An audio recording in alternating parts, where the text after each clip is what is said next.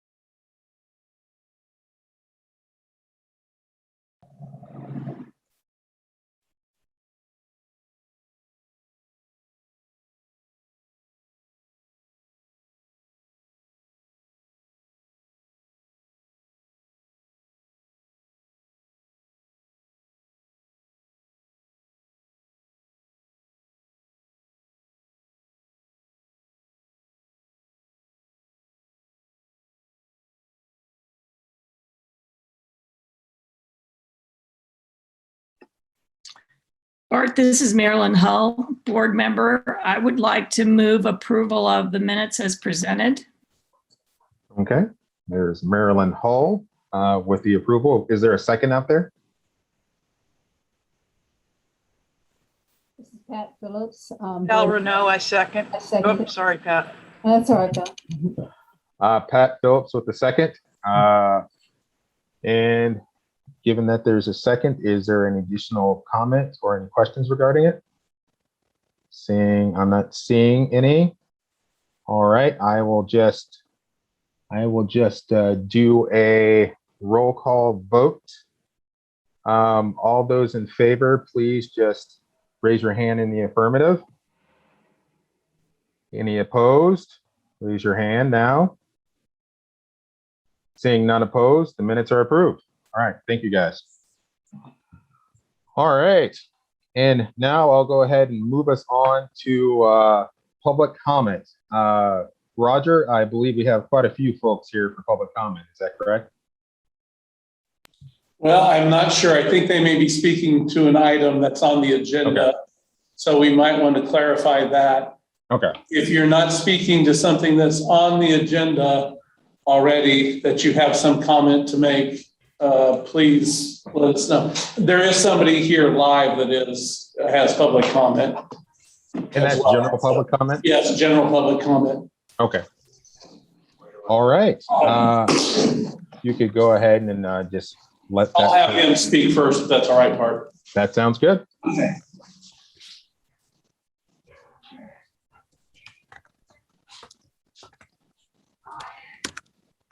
All right. Hello, my name is Eric Hyde. I'm sure a lot of you guys know about me, but you don't really know about me. I've been cleaning up the Naismith Park I'm on 7 weeks right now. You guys are an advisory board. I don't know what you guys do, but I know that people in the city don't give me any credit for the things that I've done. For instance, the homeless problem in Naismith Park, I was adamantly against it. And then what happened, the city came in and cleared it out. There was also some homeless problems against the river, by the bridge, in that open space, by the gravel road. I went there and talked to those homeless people, and they assaulted me with an aluminum bat. And they're not there anymore. Nobody gave me credit for that. There is a guy working on Naismith Park right now who's doing good. But I think what I'm here to say is that I've been doing this work on Naismith Park. I've lived near Naismith Park most of my life. And I'm not going to go accusing anybody of anything, but the city, whoever it is, we don't need a name call here, but I will say the city, whoever that is, has not been taking care of the park for most of my life. One thing that I want to say is I think you guys need to add a bridge. You guys took out a bridge when I was growing up because you didn't take care of the area. It overgrew, and now people can't go on the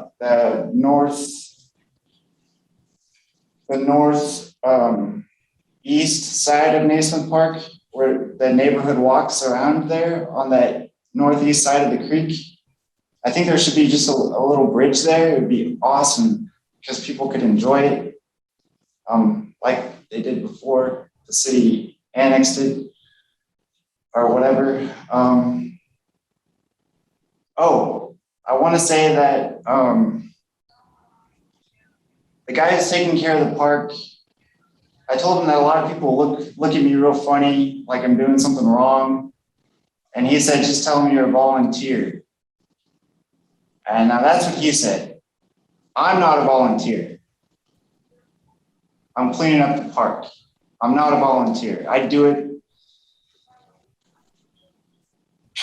because Eric, just to let you know, you're running up on the 3 minutes there. Yeah, I can talk as long as I want to, sir. I'll be respectful though. You guys do this 3-minute thing all the time. Don't do it anymore. Just listen to people. I don't have anything else to say, but I think you guys maybe should pay me or hire me. I'm not going to apply. You're going to have to call me. I'm not going to interview with you. If you want to hire me to take care of the park like I've been doing for 7 weeks and before that for years, just a little bit here and there throughout the years, you can. I love that park and I will take great care of it. I already have. You can drive through it. It's a great, you can see how much work I've done. The only work that the man does for it right now is mowing, trimming down those trees where the homeless camps were. Now he's going to go back there in October and do it again. And I'm doing everything else that the city's not doing. I think you guys should hire me. But that's it. Thank you. Enjoy the rest of your meeting. So. Thank you for that comment. Appreciate it. All right. Roger, and there was no further general public comment. Is that correct? That I know of, unless there's somebody in. And to clarify, like Roger said, this is not pertaining to any one agenda item. This is general comment this period. Okay, somebody does have, Okay. I see that somebody's asking, hoping to talk about the safety on the bike trails. All right. I believe is that Jim Knight? Okay. Right. All right, Jim. Can you hear me okay? Yep. Go Okay. ahead. First off, I'm very excited about the possibility of the loop being finished and grateful for the trails. But on July 4th, I was biking behind Rock Chalk Park, and I hit it hadn't rained since, I'd have to check the weather, but I think it rained on July 2nd.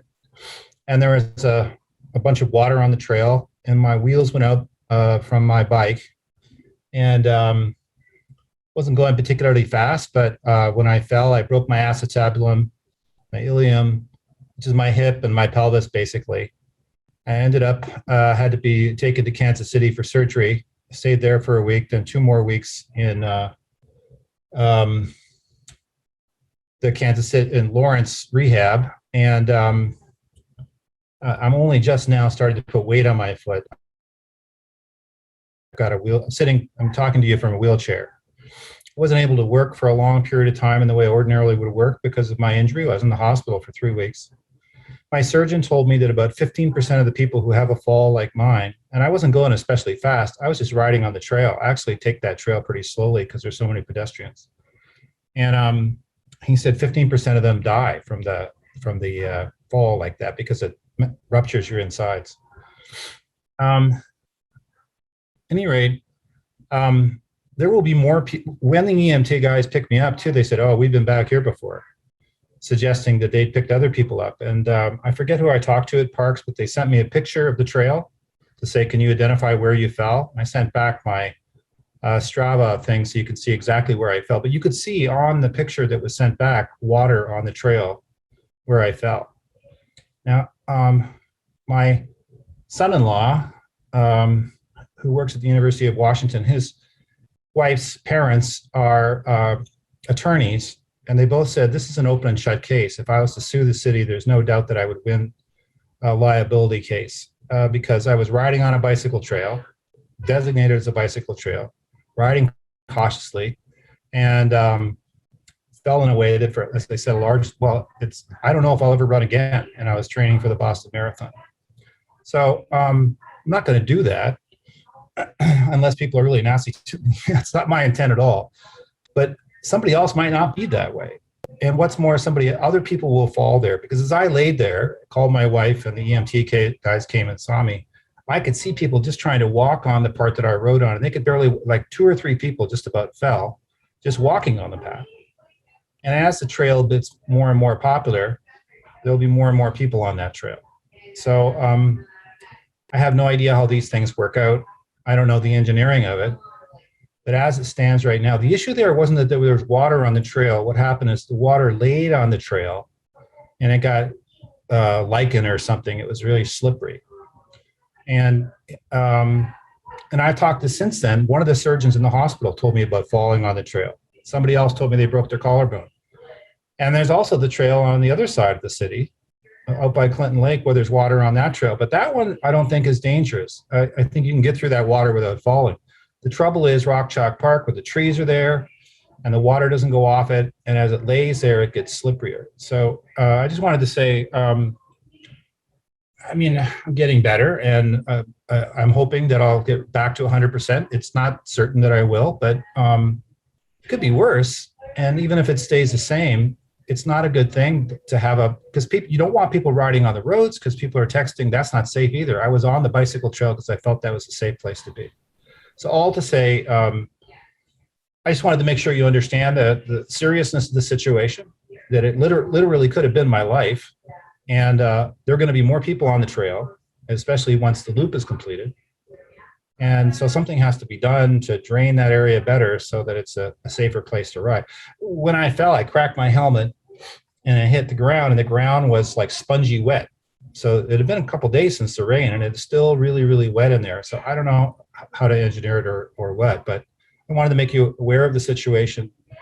I'm happy to talk with you if there's anything I can do to tell you more about it, and urge you to act as quickly as you can find a way to fund it. I know that's probably got to be the issue, but it's going to be an issue that's going to get worse, I think.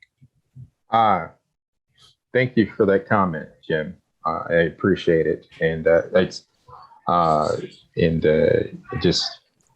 we really appreciate the information you provided there. I'm sorry to kind of cut you off, but that's okay. You didn't cut me off. It's fine. Yeah. Okay. I believe Steve Lane has a comment as well, general comment. If you would go ahead, Steve. You bet. Thank you very much. Thank you for this time. So on a related topic, I was visiting with other people about the Lawrence Loop, which is a fantastic bike path.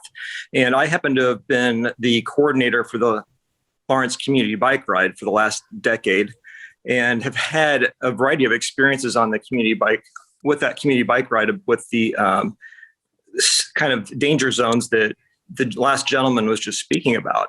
And I wanted to be able to comment on this tonight as well, to bring it up as an issue for your group's, I guess, added attention.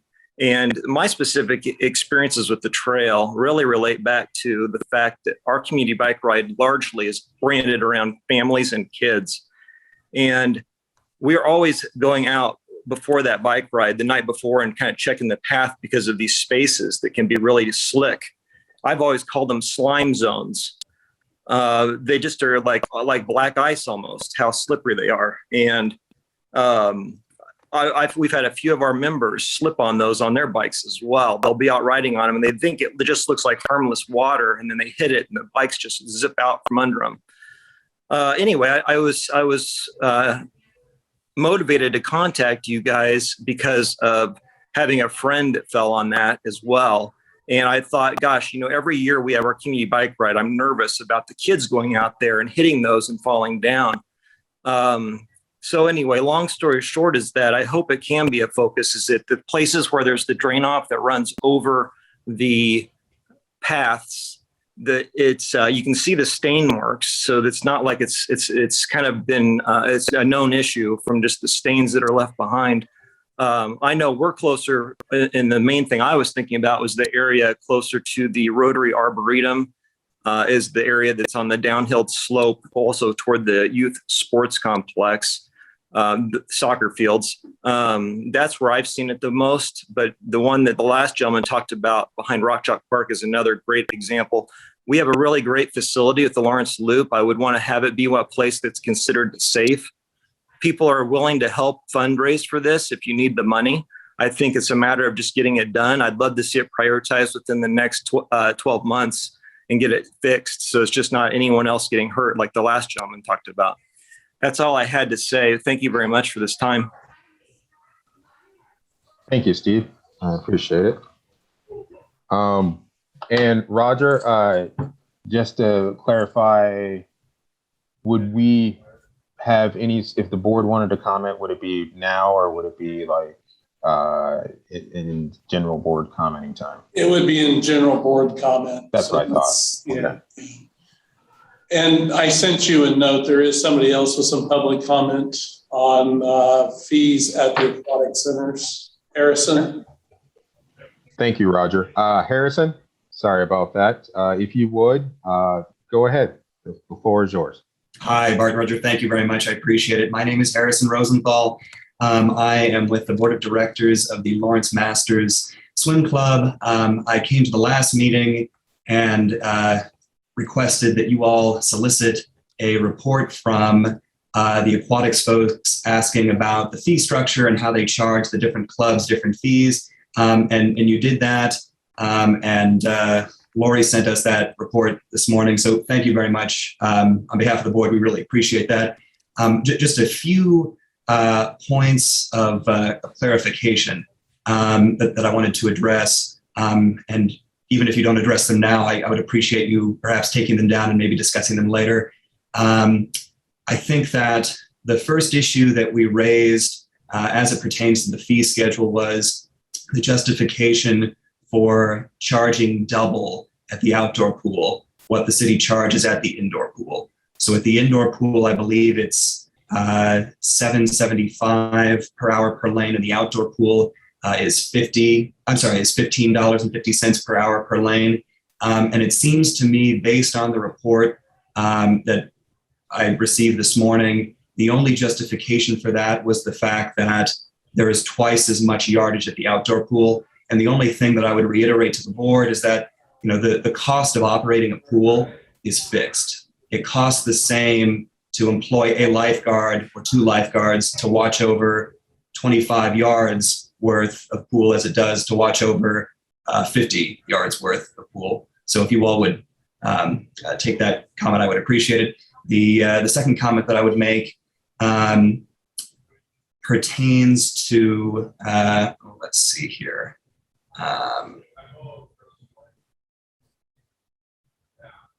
Let me see. And it also seems that Lori said part of the reason for the increase in price outside was that the board or the pool, the aquatics folks, are considering this to be exclusive use for our swim club. So in the same way that private clubs like high school teams who have meets will rent out the entire pool for $200, that seemed to be a piece of the city's or of the aquatics division's justification.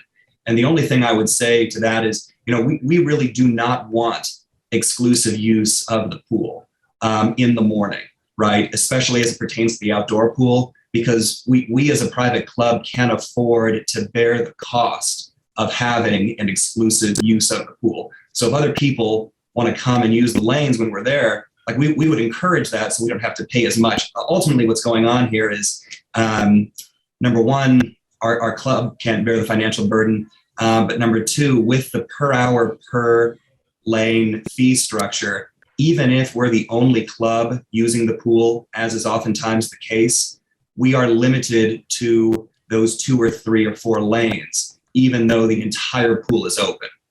And it would be great if we could just go to a flat fee structure.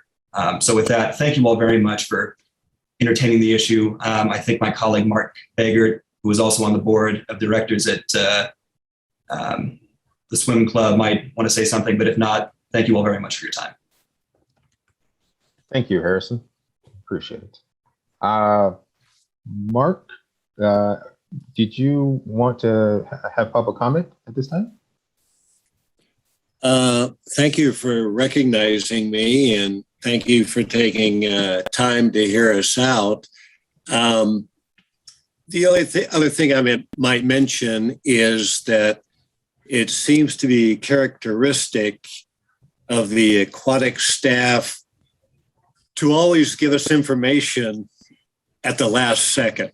This morning we received this report, and you know, all of us are busy doing our jobs, and we don't have time during the day to look it over. I applaud Harrison for getting with me literally 15 minutes before this meeting and trying to go through 3 pages of a background history and put something together.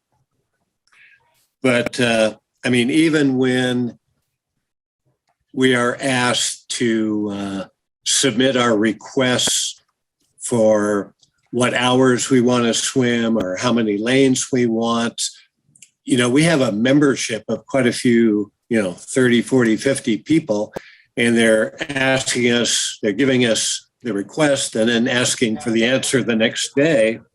And, we're not a swim club with a taskmaster who can tell all the swimmers, you're going to do what we say because we're the coach. We're, a group of individuals, members, and we have to discuss it with all our membership. We just can't say, hey, you're going to do this because I don't have any time and I'm the guy making the decision. So that's a little bit of a side note. And then, as Harrison was mentioning, the exclusivity that was raised, the history of Masters in this city, and it's documented in this background information that Lori gave us. You know, we started out some 20 years ago with city board members that said, hey, we want to do something for the kids. You know, we want to do something for the adults that want to swim. We'll just give you the time at the outdoor pool because you want it at 5 a.m. and no one's, going to come do that. And so we just negotiated, we go in, we take care of it. And then obviously we had to start paying money for it, and that was fine. But I don't think ever in any of those 20 years did anyone ever come up and say, this is just going to be exclusive for you. Because many times when we would set up the pool lanes, they would say, we're going to let some of the public in, so leave some lanes open for them. Or we're going to have the aerobics people come do the diving well, things like that. And we said, that's fine. We have no problem with scooting over or anything like that. So, I just think more communication, more negotiation on, just a one-on-one level. I don't even think we'd have to get the board yourselves involved. If people would just sit and talk and negotiate a little bit, that we wouldn't be here tonight. But again, thank you so much for listening to us, and we'll hope you'll look over some of this stuff and get back to us. That's all I have. Thank you, Mark. I appreciate it. All right. And Roger, if I'm correct, would any opportunity that the board wanted to go ahead and comment, would that be now or during the items of interest time? Well, I would say during your time, but if you want to change that, you can. It would just take a simple majority to change that, to be able to speak to some of those things if you'd like. Okay. Does anyone want to speak to any of this right now, or would you be fine with it at the items in your particular item of interest during your time then?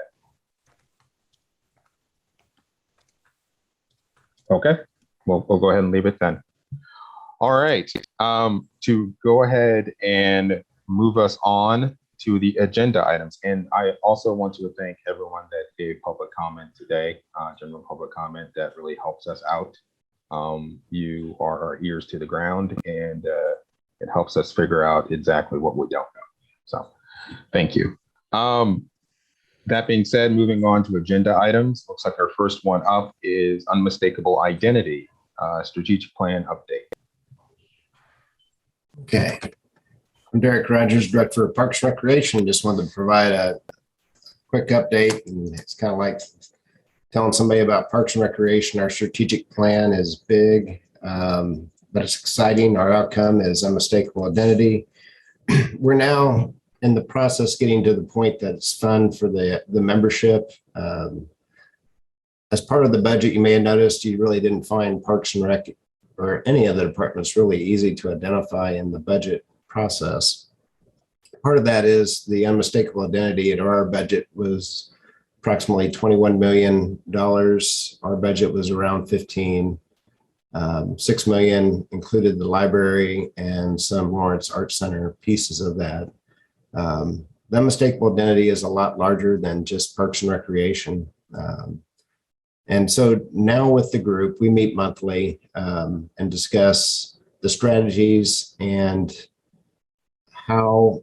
what activities we can do to increase our unmistakable identity. And so I just wanted to share some of the strategies and the progress indicators real quick and kind of walk through that. And then the question I would have for the board, as part of our accreditation process, we've already got a master plan. We do need a strategic plan. One option would be to adopt the strategic plan of the city. A different option would be to take the city's strategic plan and tailor it through subcommittees to a Parks and Rec strategic plan. So let me walk through some of this and we can have those discussions probably at another meeting, but something to think about. Share screen, there we go.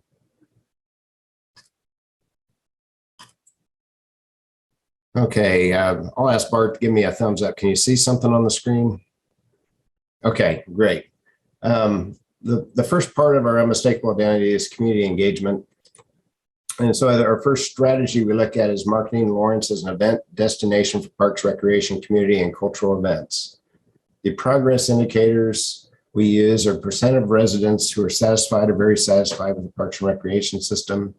And then the second one is percent of residents who are satisfied, very satisfied with the amount of arts, diverse culture, and events. The first one is a survey that the city puts out. I think it's supposed to go out annually. I can't remember if they did one last year. On that indicator, I believe the city of Lawrence came in around 84%. National average was 59%. The Kansas City Metro Parks and Recreation were about 75%. Again, we're still working on the strategies, but the activities, but I mainly wanted to run through some of the strategies and the progress indicators. Enhance parks amenities, rec opportunities to meet the needs of a growing city. Again, it goes back to the percent of residents satisfied. Invest in green infrastructure to provide attractive entrances to the city, sustainable urban forest, and inviting downtown business district. The progress indicators, percent of residents satisfied, number of trees planted, removed, and maintained to create a healthy tree canopy. If you've been following our horticultural department, we've had two icons in the Parks and Rec department, Crystal Miles and John McDonald, who just retired, 76 years of experience. I equate Crystal to almost and John, the Johnny Appleseeds of the city, with why we're so green and why there's so many trees. So it's pretty awesome that their legacy in the Parks and Rec landscaping will live on for many years. And we're blessed to have that in our city.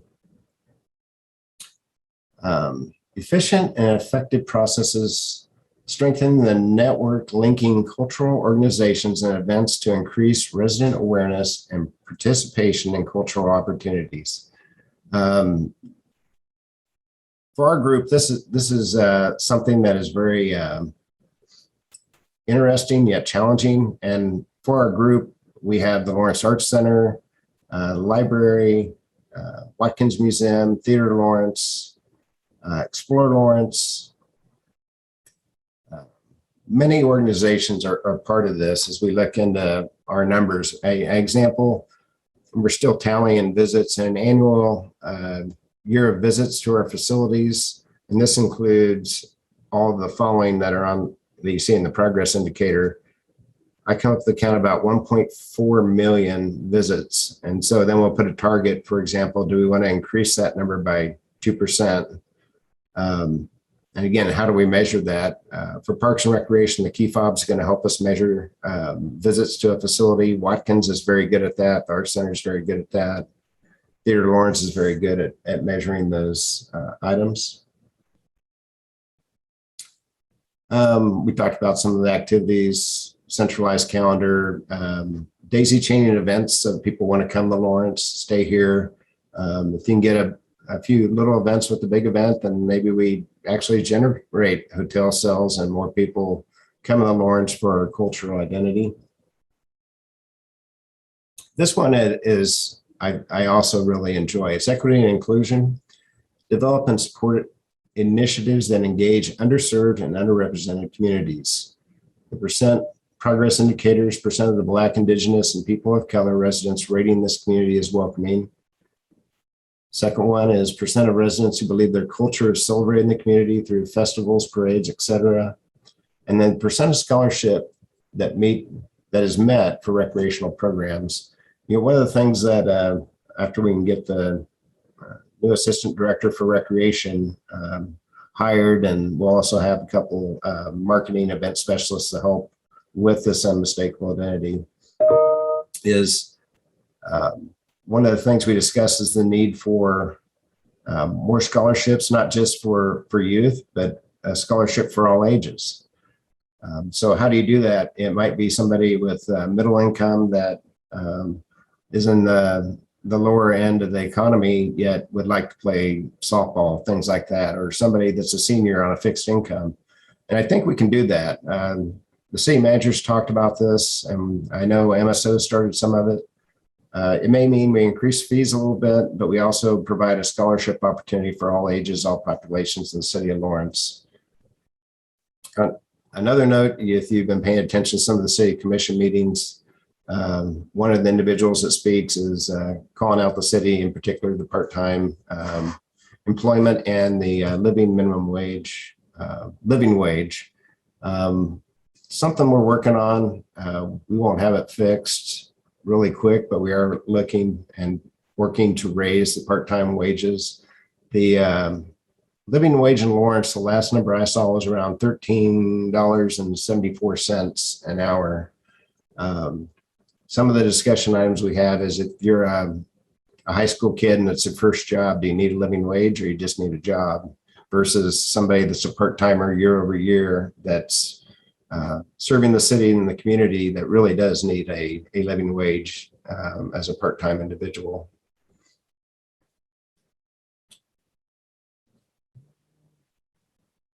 We talked about sound fiscal stewardship.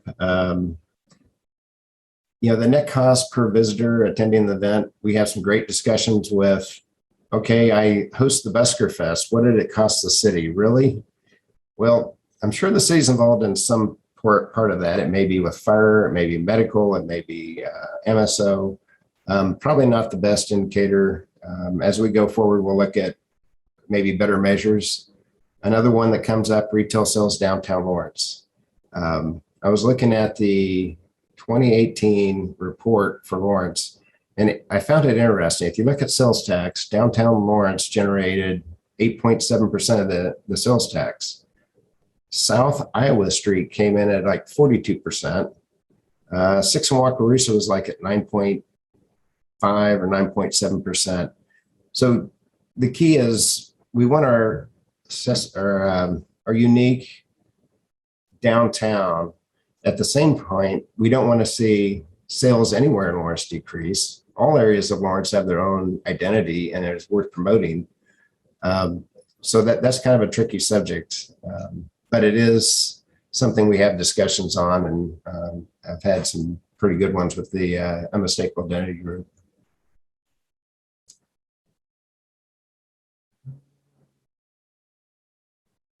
And it was just some of the things we kind of kicked around. If you think about a vibrant downtown, one of the things that we think about is if you see a high vacancy rate, you see a lot of empty buildings downtown, that makes you not feel that it's very vibrant. If it's a turnover, that's another thing. Lawrence obviously has, I think, high retail rent downtown, and that makes it difficult for some businesses to stay.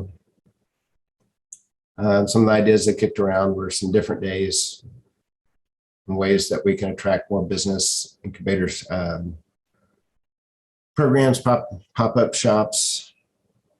On the city engaged empowered teams, these are progress indicators that apply to all outcomes of the city.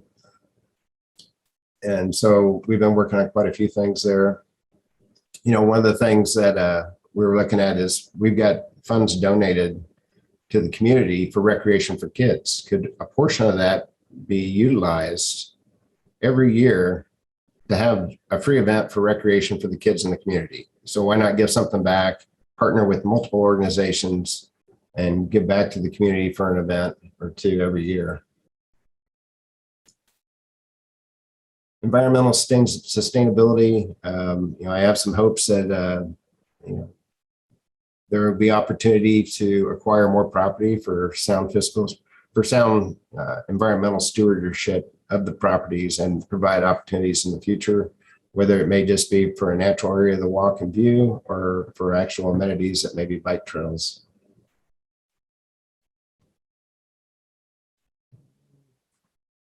I will stop sharing at this point. and just ask, are there any general questions or discussion about an update on unmistakable identity? This is John Nalbandian, board member. Derek, can you remind us where the unmistakable identity activities, themes, whatever, connects to the city's strategic plan? Unmistakable identity is one of the 5 outcome areas. And Okay. there's 6 commitments that go along with that. So each commitment area drives it. And so you're going to find in every outcome, there's probably going to be conflict. So if we say sound fiscal stewardship, it may conflict with building or adding amenities. If there's buildings in a floodplain, floodway that the city is no longer using, and we need to restore that area back to its natural condition, what's the cost of doing that? So if you'd like, I can pull up the strategic plan and show that a little deeper. I think it might help. No, okay. Oh, I'm sorry. I'm sorry, John. I didn't mean to step No, on. no, that's good. That's good. That's good Yeah. there. I don't know who pulled that up, but thank you. Is that Roger? Awesome. So these are the outcomes that are associated with the strategic plan itself, right? Derek Rogers, Parks and Recreation, that is correct. And Parks and Recreation is tied and the champion for unmistakable identity. Oh, I see. Okay. So we could take the strategic plan and tailor it, or we could adopt it as part of our accreditation, and just knowing that we have ownership in the unmistakable identity.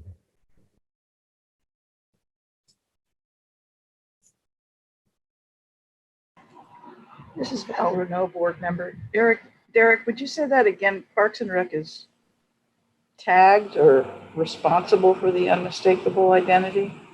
Yeah, Derek Rogers, Director for Parks and Recreation. Each one of these outcome areas has a champion, and A champion, okay. it's tied to department. And Parks and Recreation is the majority of the budget of unmistakable identity. And that's what made, I think, we're still using priority-based budgeting. We're still funded basically like we were, but this is where I think we're transitioning to.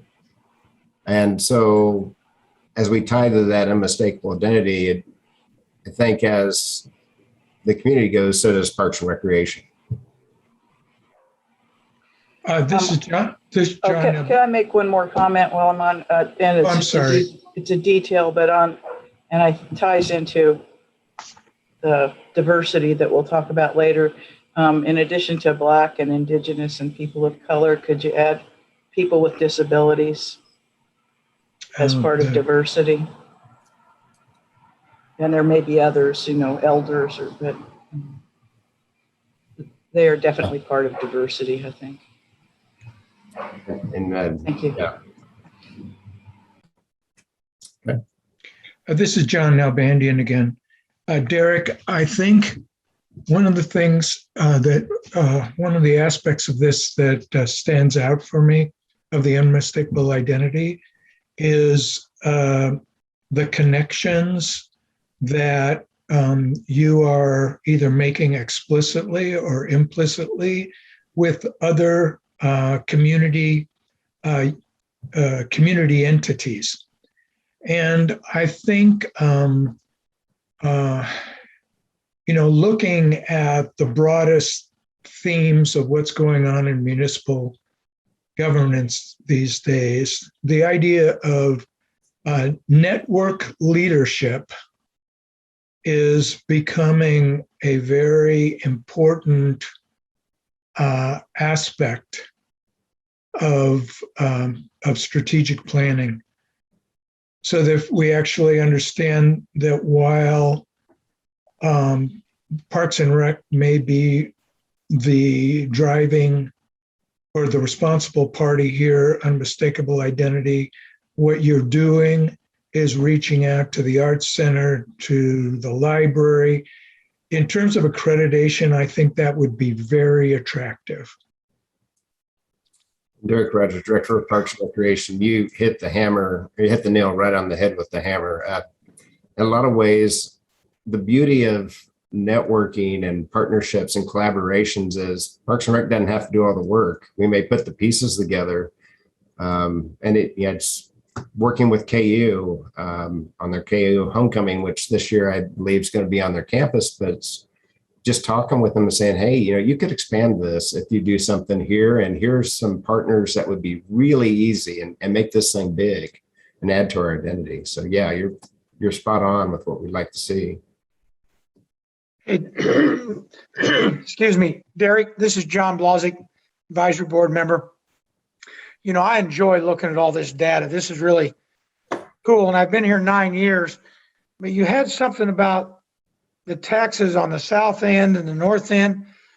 I mean, I would hope the city leaders, and I don't know if they've not talked to any business owners down there. There's a reason why downtown is dying. I mean, A, the parking. B, it's absolutely filthy down there. And 3, it's not safe. We don't go down there anymore. We go south. And I would think the city leaders would have to give the business people an owner or an opportunity to go out and talk how they've lost parking due to the outdoor eating, which I think is a good idea. But wow, it's just, people are just dying down there. That's why you have so many vacancies. So I would think that political leaders of this community would not just shove this under the rug, because I hear so many people, and I'm one of them. I don't go there anymore because of those 3 reasons. So, but I do like the data, and I hope they try to revitalize downtown, because it's sure not what it used to be 5 years ago. And Derek Rogers, Director of Parks and Recreation, I'd say in the last 4 months, I spend a lot more time downtown in the evenings and just walking the streets. And my perspective is probably a little different. We'll all have different perspectives on feelings of safety. But I find it interesting to see who's downtown and who's partaking. And I see a vibrant downtown at night. I see a lot of people out eating. I see a lot of people from out of town. I see, walking across the street on the back parking lot of Vermont, almost getting run over and feeling like I'm in the plaza in Kansas City, because it's not the Lawrence neighborly, hey, I'm a Lawrence resident. I came downtown to have dinner tonight.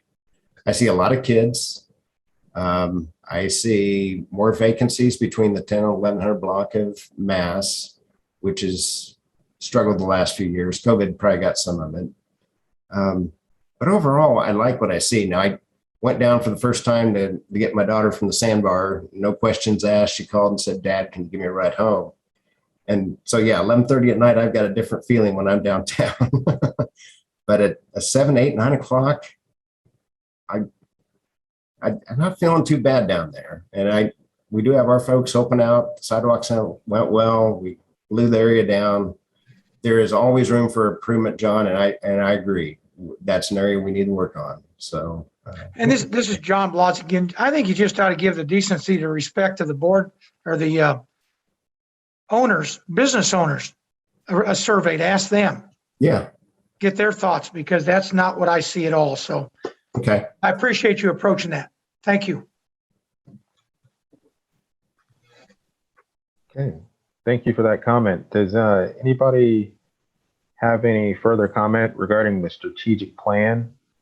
I have one. Derek, is this just more of an update, kind of thing, or do you need any input from us, or just to keep us in the loop, which I'm hoping, kind of thing? Is that what this is?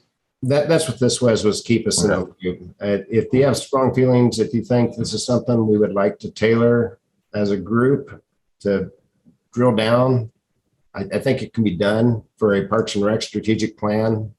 It's required for accreditation. We have a master plan and we need a strategic plan. I know other cities have accepted their city strategic plan as their own, and that will meet the requirement as part of our accreditation process.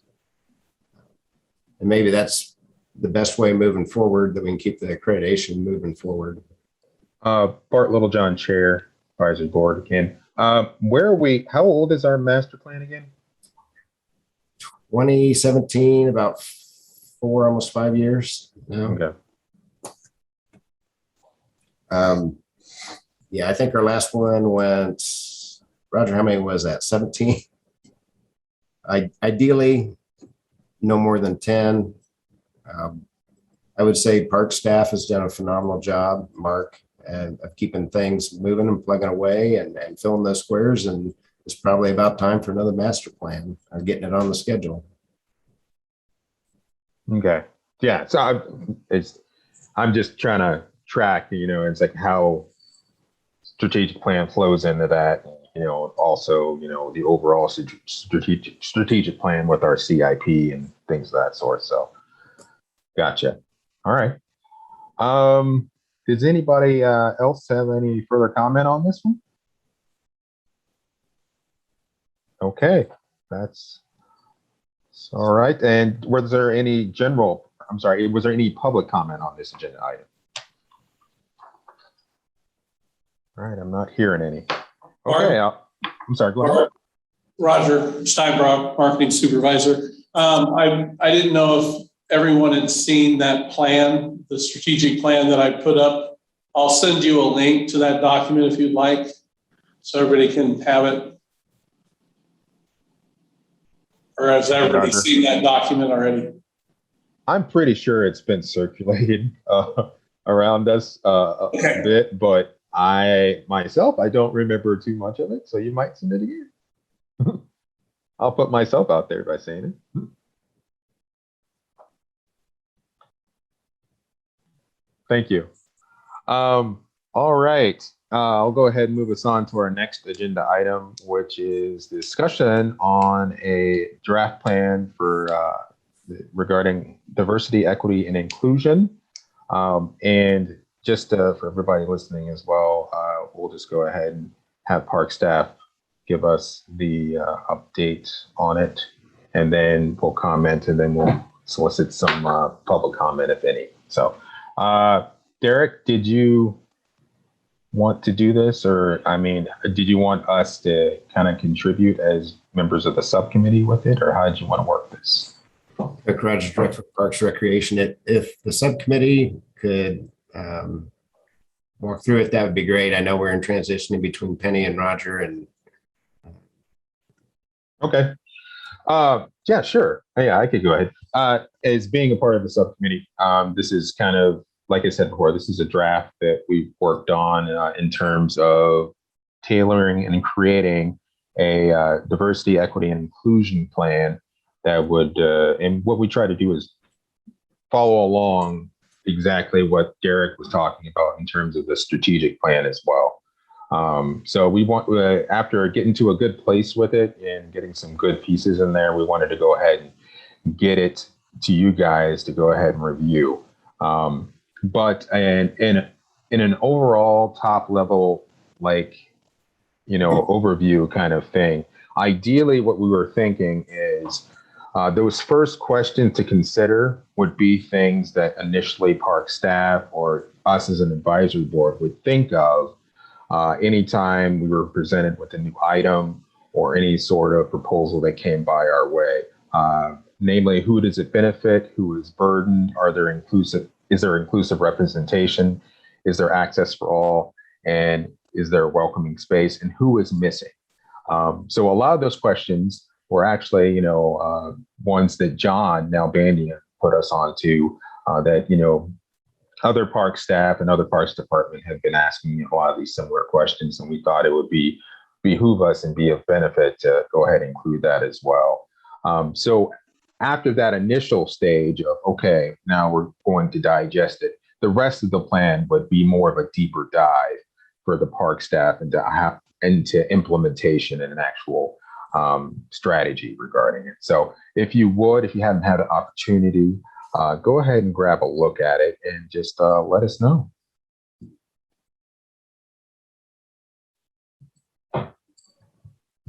And Derek, feel free to jump in with any points. I know that you probably weren't a part of the meeting too much, but any points you want to add? And also, I'm sorry, others of the subcommittee, please feel free to jump in as well. Hey, Bart, this is John Blozick, board member. I read all that and I think it's a great idea, but I have a couple questions. Now, I got lost. Is the city given in Caw Valley the land, or is it a city Caw Valley? Is it cooperatively? How's that going to be, Derek? John, Yeah. we're on the diversity, equity, and inclusion plan right now. That's our Oh, next. well, no wonder I felt lost. Sorry. No, that's all right. That's all I right. thought you went on to the Caw Valley deal.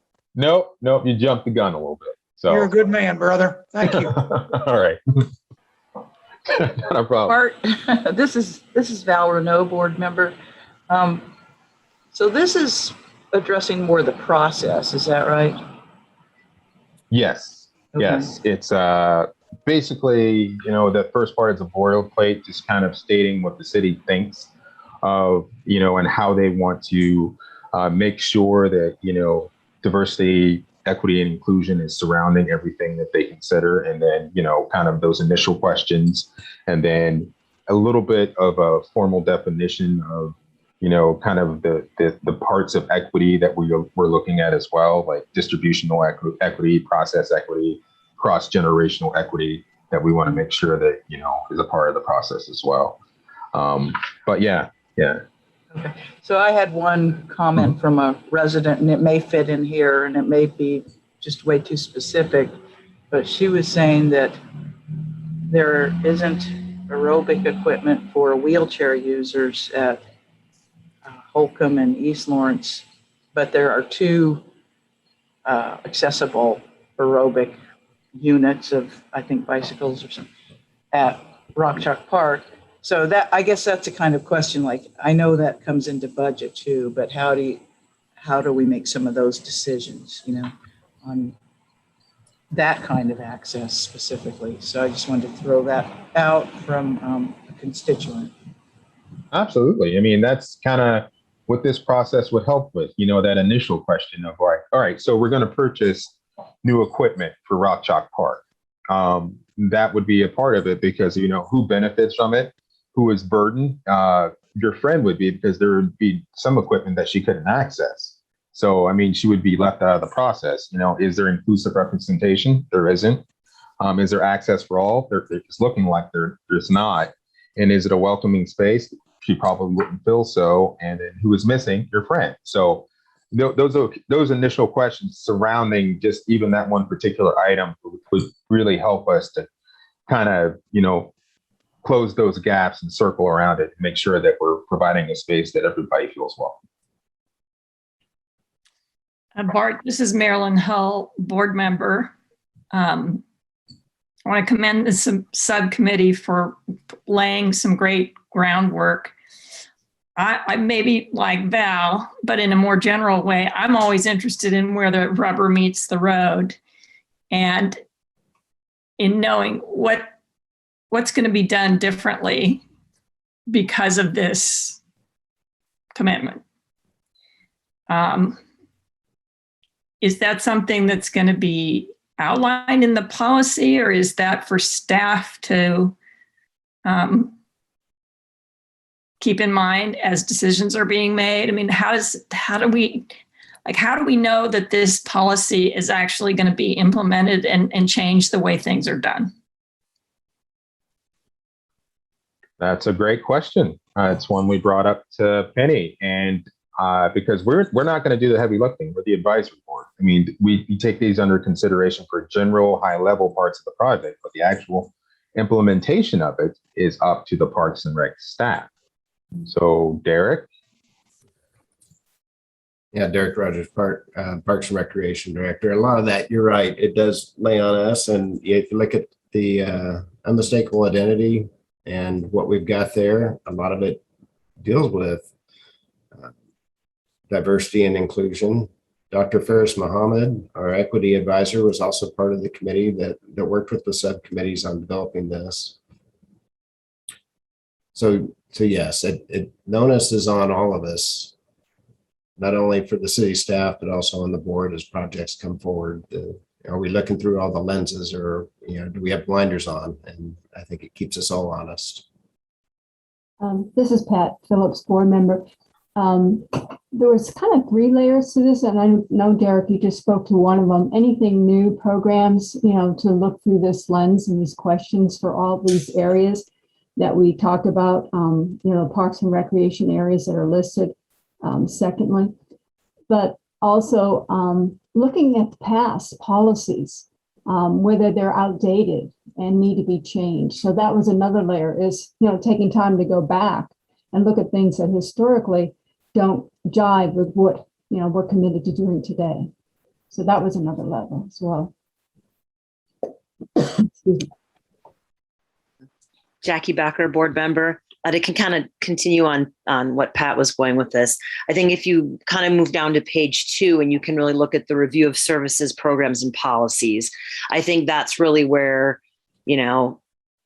they start, Parks and Rec can start really looking at what they're doing, whether it was in the past or how we're moving forward in the future. And things like special events or things like in our last meeting where we learned Liz Ramirez was bilingual. And the fact that we currently don't have a bilingual person working at the front desk of Parks and Rec.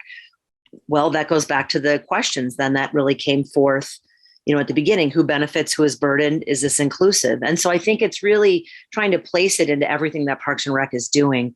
One thing that I did bring up that I think is really important when we're looking at DEI work is the accessibility part that I think is really critical to Parks and Rec, and especially Val with what you just brought up with your friend.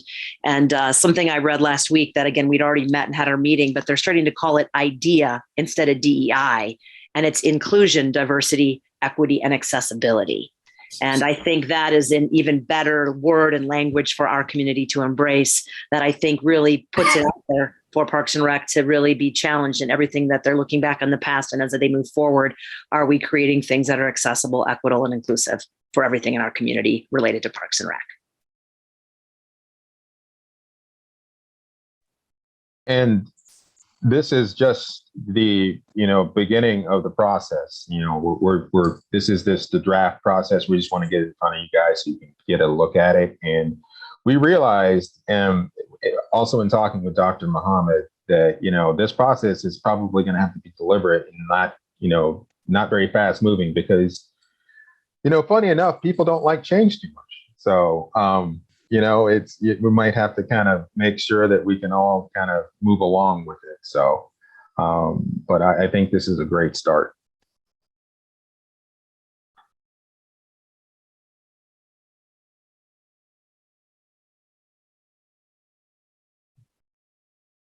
Do we have any further comment on the draft itself? And as well, if you guys, some of you need to go ahead and sit with it and think more about it, just please feel free to. Like I said, this is just the start of the process.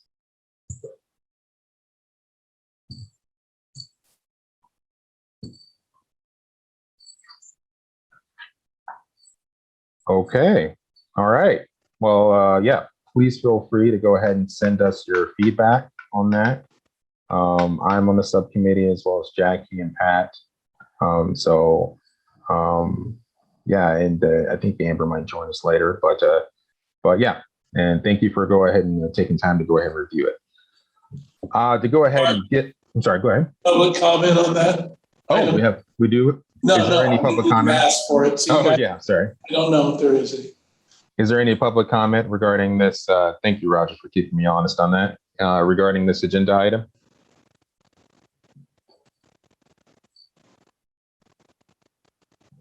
Not seeing any. Are you, Roger?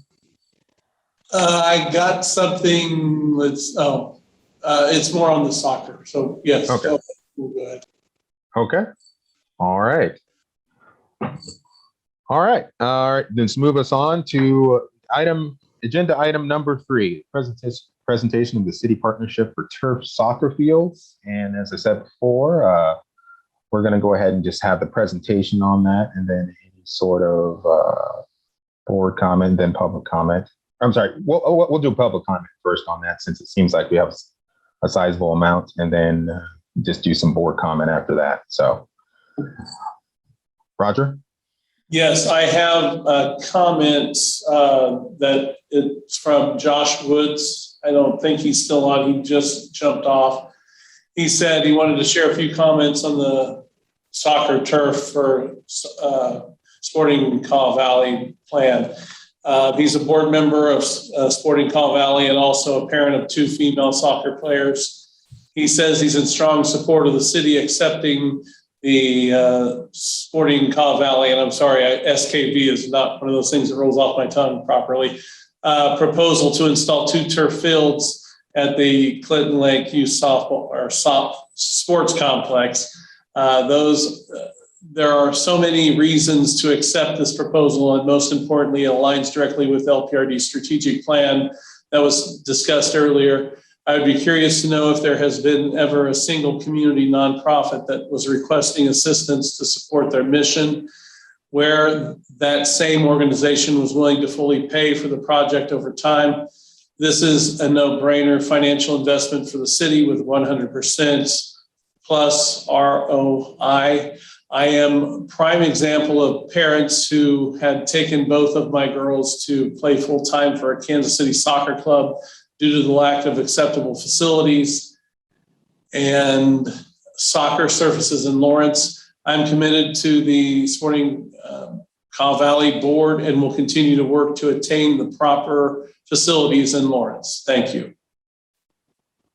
Okay. All right. Thank you for the public comment. And I think we've got the presentation coming from, I would assume, Tanya, right? Or is it coming from actual Parks and Rec? Art, I would just, Roger Steinbrock, Marketing Supervisor, I would mention that you did receive public comment from someone today that emailed. We'll make that available after the meeting when we post stuff. So that will be part of the information that's posted at that time. Yes. Yes, we did receive public comment after the time from, I believe it was Tanya Cyber, president of Sporting Caw Valley, and that will be available after the meeting, like Roger said. Derek, I'm not sure exactly who's going to be making this presentation. And Derek Rogers, Director for Parks Recreation. I think you're going to see a tag team. Marcus probably doesn't know about this yet, but we've got a couple documents, one submitted by Sporting Caw Valley. We've been working for many months with Sporting Caw Valley, Mammoth Sports Construction. I see Lauren Meyer on the phone call from Mammoth and some other board members. And so we've got a lot of things to go through. And Marcus, if you want to go first, that's great. If you want me to go first, just let me know. I'd say why don't you go ahead and go first, Derek, and then I can go in after you. Okay. Let me pull up, share my screen and pull up the memo that we were looking at.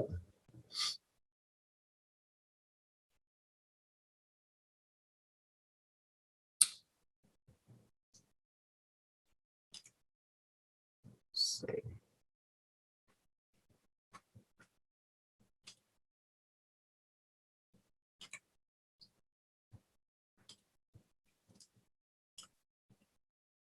I'll walk through this pretty quick. So as we discussed, I think Sporting Caw Valley and City of Lawrence both see a benefit to the community on having artificial turf in Lawrence. And for our community members, I know Sporting Caw Valley in Lawrence is, they deal with rainouts, whereas artificial turf, they wouldn't have that. They'd be able to play longer seasons, go longer. And so when they do have rainouts or the weather, like last spring, we had a frost line that if they'd played on the grass, it would have sheared the grass off the roots and turned into mud fields. So during that time that our fields were unplayable, they went to Topeka or Kansas City. So what we're proposing, we'll go by the board first and then city commissioners recommend city manager's proposed 2022 capital improvement plan be included a Parks and Recreation project that would install artificial turf on 2 of the soccer fields at the youth sports complex at an anticipated cost of $1.5 million. And then recommending signing the build contract with Mammoth Sports Construction. It's a Greenbush corporation, we have an agreement. We wouldn't have to bid that out. Again, over the last few months, we've been working with Mammoth, Sporting Call Valley, and the city, Parks and Rec, to discuss the project, how can we move forward.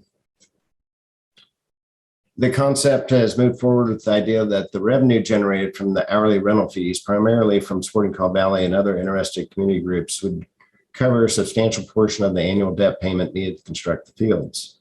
A project of this type was envisioned as part of a larger $3.2 million capital CIP project, which is 2026, currently funded in our CIP budget that was just approved with our city budget. If the city were to move forward with the two soccer fields 2022 as a project that is substantially funded by revenue, there's potential to reduce the tax support needed for the 2026 CIP. So we'd still get some turf in the future. It might be at baseball infields, and we'd actually have a savings to the taxpayer by funding this project earlier. I think we all believe this project will greatly improve the quality and playability of local recreational and youth leagues, will provide first-class competitive venues for advanced level soccer competitions. Artificial turf, again, increases the number of days and hours in a year that the fields will be available to the community due to the less rainouts over natural grass, and significantly reduce the need of the Lawrence residents to travel to other cities to train and play for similar artificial turfs throughout the year. It does tie to our unmistakable identity and our strategic plan, as was mentioned earlier. How would we pay for this?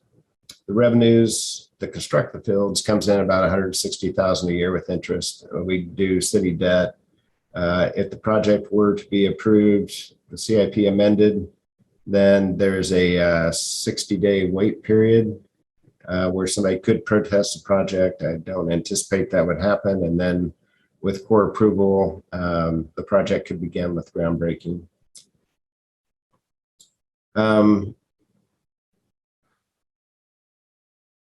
So to cover the project looks to be about $160,000 a year. Revenues and sponsorships from Sporting Call Valley as a substantial user, roughly at 2,200 hours at $65 an hour. And the sponsorship would pretty much get us there. When you think about Parks and Recreation budget, though, and this is something we would have to work on as part of the department. Currently, Sporting Call Valley pays about $80,000 a year in revenue to rent the grass fields out at Youth Sports Complex. So the revenues generated from Sporting Call Valley would now go to the debt payment, and Parks and Recreation will need to work on covering those revenues with other revenues as part of our budget. So, we see an avenue to do that. I do think that, we're behind the power curve. How do we do that? Other organizations that rent fields may already be in contracts with other organizations. The other thing, is supply and demand. Sporting Call Valley, we know is interested in 2,200 hours for 10 years at $65 an hour. We really haven't rented that many fields over the years to other organizations relating to soccer, because Sporting Call Valley has been the main user of YSC. The projected lifespan of artificial turf is 10 to 12 years, depending on how it's used. Maintenance is a little less in maintaining them.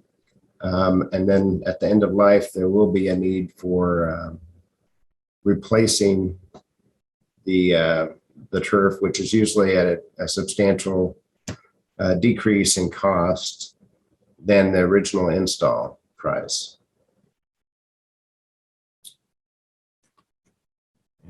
And just kind of walk through some talking points.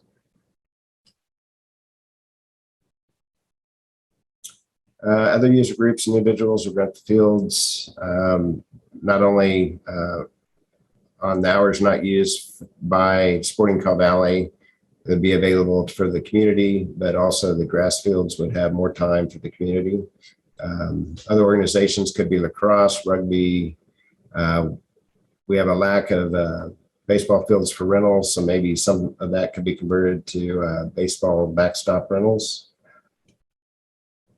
Obviously, some of the benefits of artificial turf: increased playability, not subject to weather, rainouts, frozen ground, or needs to grow grass. Pesticide free.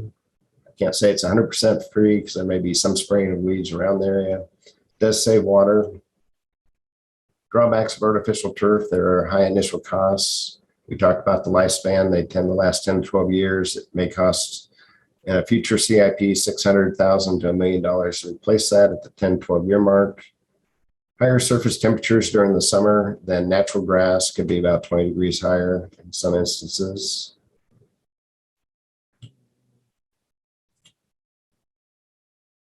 Parks and Recreation did take this proposal to the CIP committee, and our CIP was just recently passed.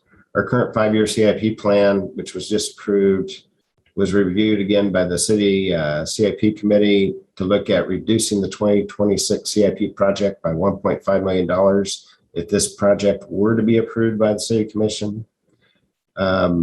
The statement from the CIP committee: while the CIP committee didn't reject the idea, they did not feel they had the authority to approve the change either. This requires city commission approval to prioritize one user group's project over others that have been submitted for funding. Another option that the city has explored with Sporting Kaw Valley would be subleasing space out of YSC or at YSC or core property. They could build their own artificial turf 2 fields and run that. Additional considerations: Corps of Engineers approval to start the project. We did. Darren heard back today, and he's on the call. Can answer some questions. Discussed at the project level at the Corps. They've agreed that they could move forward with approval so long as a restoration clause is included. However, it would take many months before we can get an official approval to start. They wanted to know when the project could start or would start. It basically would probably be a restoration clause, like is with JAC Model Masters. If for some reason at the end of life you restore it back to the natural state that it was in prior to the construction.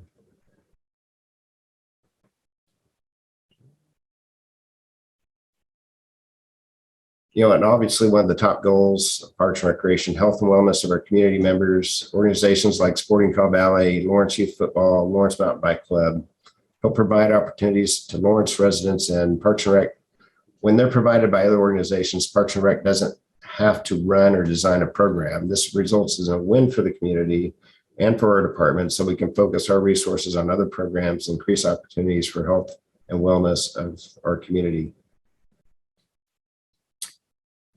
With that, Marcus, are you ready?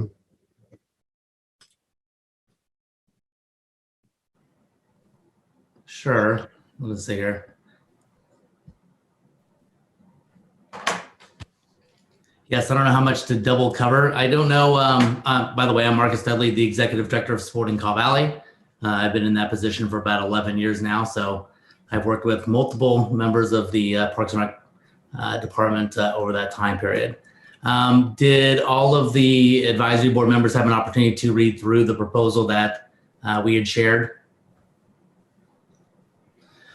Okay, that's good, because that gives a little more maybe context into how long we've been out at that complex. Obviously, it predates the involvement of Parks and Recreation in the city. That's been our home for almost 35 years. And we've been providing soccer now for almost 40 years in the Lawrence community. I know Derek had talked about this being a couple months in discussions. For us, it's been closer to 18 months to 2 years. I know we had approached the Parks and Rec department about looking for a possible partnership back then at that time, and sought approval to gain a geo survey, to do soil samples, and to see what these costs would actually be to have 14 and 15, 2 of those fields that we're talking about, converted over to turf at that time. That research and investment was done on our own behalf so that we could get a proper evaluation of how much it would cost to have 2 turf fields built. I will tell you that of our competitive players, which we have about 600 of them, none of them play games or practice on turf. I'm sorry, none of them practice on turf, and all of them play games on turf in Kansas City. So we do not have a single competitive player who is practicing on the same fields that they compete on. And it certainly doesn't help prepare them for high school as well. So after kind of realizing that this is a major need of our organization, something that our members have clearly articulated that we want, that was the reason that we approached the city about looking for potential solutions to partner. And there's been a couple different solutions, and Derek's mentioned them. One was to see if we could partner directly with the city. Another was to move off site and to build our own facility, which we've had we've had some individuals offer some potential land for that as well. And then we've talked about this kind of lease option of where a portion of the land at the core would be leased to us, and then we would build. Both of those last two issues, the moving off site and or leasing the land to us, we felt were not the most ideal, in part because it doesn't solve your gap, in terms of the $80,000 that you would lose, and or doesn't really create an opportunity for the city and the other members of the community to benefit from that project. So with all of that in mind, we approached Mammoth, who we've known through a variety of different, potential opportunities. And they gave us a bid. And at that time, the bid, I'll be honest with you, was much higher. And so we went back to the Parks and Recreation Department and said, what if we could make this part of a much bigger deal in terms of, could we build in football, could we build in baseball, and would that bulk pricing be able to drive down the cost of all these things? And so Mammoth came back and gave us a proposal of all of those items. And that's kind of where we see the price now. And Mammoth has been excellent about not increasing the price, even though all the rest of that work would not be done at the same time. So in talking to the Parks and Rec Department, we've really been looking about how could we fund this. And I think from our perspective, our approach has been, could we take on the entire financial burden? As you saw, the proposal is $1.436 million. I think at a 1% interest rate, which I think Jeremy gave the information to Parks and Rec, it would be about $1.57 million to complete the whole project. And after long discussions with our board, we were willing to commit $1.6 million over 10 years to completely fund the project. With some caveats, obviously, that we have priority utilization, like we have at the complex for quite some time, that we have the ability to make sure that our members are covered. 2 fields, quite frankly, isn't even enough. It only covers about 70% of our need, but that's what we felt we could afford right now. And so that's why we've offered that amount at this time. We thought that this was also the best opportunity to partner with the community because, I know Derek had mentioned the $80,000 gap that you guys would be missing from not having us rent as much grass space. In fact, I think it's close to 11 fields, 9 fields, and then 2 turf fields, which is a significant difference. So from our perspective, we really felt like this was a no-brainer, that by partnering with us, it really gave the city 4 ways of recovering those costs. One is by renting turf time. So the additional turf time that's available could be rented, and that could cover, part of that gap. The second was to create new programming. Is there things that the city could do, or Parks and Rec could do to create new programming that would create additional revenue? The third was to continue to rent the grass fields to other user groups. And the fourth would be cost savings. If you don't need 11 fields, why maintain 11 fields? And is there some natural cost savings to that? So, our preference is to find a way to partner with Parks and Recreation. We think it not only suits our members, but obviously we'd love to retain our home, which we've been there for quite some time. And we really felt like after going through all of these conversations with our own membership and our own board, that this was really a opportunity for us to once again invest into that complex and invest into our community. and to make sure that our members' needs were taken care of at the same time. So I don't know. I'm sure you've already had an opportunity to read through some of the benefits. I think there's multiple benefits that can be also addressed by going through something like this. But I think overall that's what I would say about our position on the proposal. Okay. Thank you, Marcus. Parks and Recreation. Lauren, did you want to add any comments from Mammoth or anything about turf at all?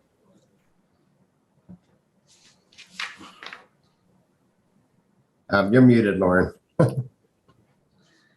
Sorry about that. That always happens to me. I just had to take a toy away from my dog because it was squeaking it. But just wanted to kind of introduce Mammoth and say that, you know, we are a company that was founded on a lot of values and principles that align with the city of Lawrence. Our company grew up in Meriden, Kansas, and you guys are our neighbors, and we just want to do whatever we can to help.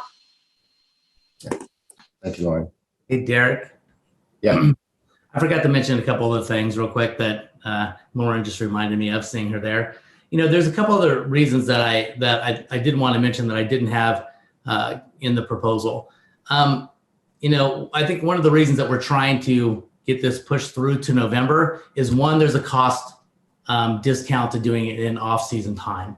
So it's in between our seasons, which is super beneficial. It's during the down period of time for Mammoth, which means that we're actually knocking off another, I don't know, $100,000, $150,000 plus off the total project cost. So that doesn't affect our own programming, and obviously it helps reduce the price. Obviously the need is now. We've needed this turf field for several years. But the other thing I think is to consider is that the price of turf isn't going down. And if we keep waiting, it's only going to get more expensive. And the more expensive it gets, the harder it's going to be to find partners like us to help fund it. And or quite frankly, it's going to cost our community members more because they're going to have to pay more to, to rent it hourly to help cover that gap. So I think there's a lot of benefits to doing this now. And quite frankly, I know from our perspective, we're super appreciative of Mammoth willing to hold their pricing structure for us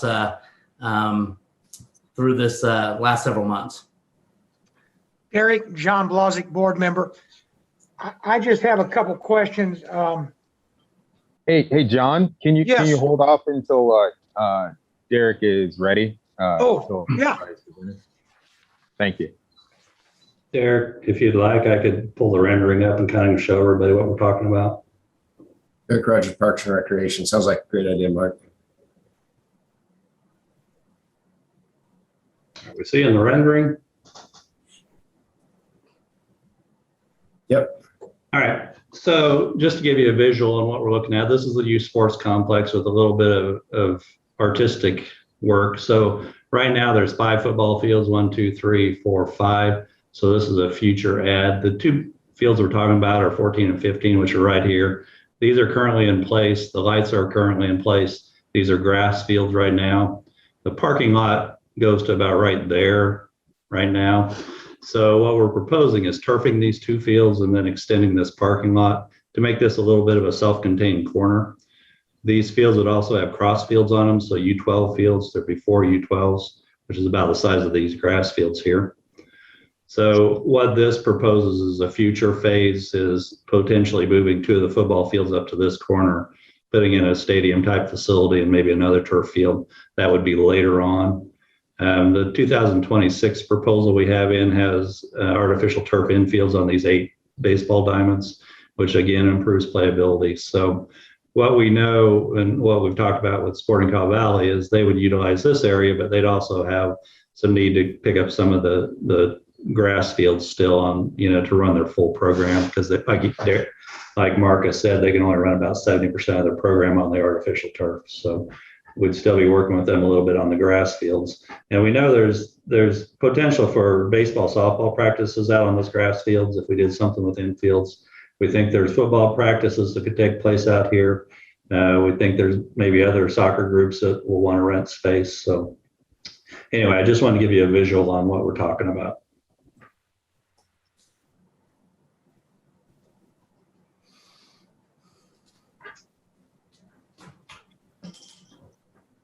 Derek Rogers, Director of Parks Recreation. From anybody on the presenting side, is there anything else you would like to present or say before we turn it back to the board? Just from Mammoth, I was going to just say that we appreciate the opportunity to work with the city and Sporting Kaw Valley. Like I said earlier, just being so close to Lawrence and just about 30 minutes, I think, west of the city of Lawrence. You know, a lot of our families come from that area, and we'd just be a really proud partner to do anything with you guys. Thank you. Tanya? You're muted, Tanya. What I got them both. Thank you. My name is Tanya Sieber. I serve on the Sporting Kaw Valley board as well as Josh, who had to jump off earlier. I sent a pretty exhaustive email to your advisory board earlier, and I don't know that any of you have had a chance to read that. I know that'll be available to you after the meeting. But while I had the opportunity in front of you, I just wanted to mention that in your 2017 Parks and Rec Master Plan, which Derek referenced earlier when he was talking about the strategic plan, your second goal, as stated in the master plan, is to prioritize the maintenance and or upgrading of existing facilities. I'm quoting the document here. And be open to opportunities to build new amenities and facilities that meet the needs, standards, and expectations of the community. And one of the bullet pointed specified items under that goal is, it was called the Youth Sport Complex in 2017. We now call it the Clinton Lake Youth Sport Complex. But it specifically states to improve to tournament level fields. And there are several other improvements to that complex that are included in your master plan. But this is a stated goal of your department that's been in place, you know, going on 5 years now. And it is the desire of our organization to basically hand you, by fully funding, this checked box on your master plan. And it's extremely important to the sustainability of our operation. We serve players ages 3 to 19 at all levels of competitiveness, from 3-year-old little sporties to the rec teams that I coach. I coach little 2nd and 3rd graders, and I adore that. And they play on the grass and they're ecstatic to do it. But we also have a commitment and an obligation to our competitive players who are positioning themselves potentially to play in high school, to earn scholarships to play in college. You know, many of them dream of being semi-pro and professional players as a career as well. And the development of these turf surfaces for those players in particular is essential. And our ability as an organization to attract those competitive players and maintain them is diminishing year over year over year as clubs all around us, from Manhattan to Topeka to all over Kansas City, north and south of us, have the opportunity to play on modern surfaces, right? Soccer, the game of soccer in 2021 is played on turf. And with the exception of our recreational program, where grass is definitely the preferred surface, for the rest of our membership, this need is critical. And it's for that reason that we feel strongly enough about partnering financially to the tune of $1.6 million out of our coffers to make this a reality. And we really appreciate your advisory committee considering the benefits of this project and we're here seeking your blessing to move forward this fall so that we can accomplish the strategic goal with the current pricing that Mammoth is generously guaranteeing for us. So thank you. Those are my comments.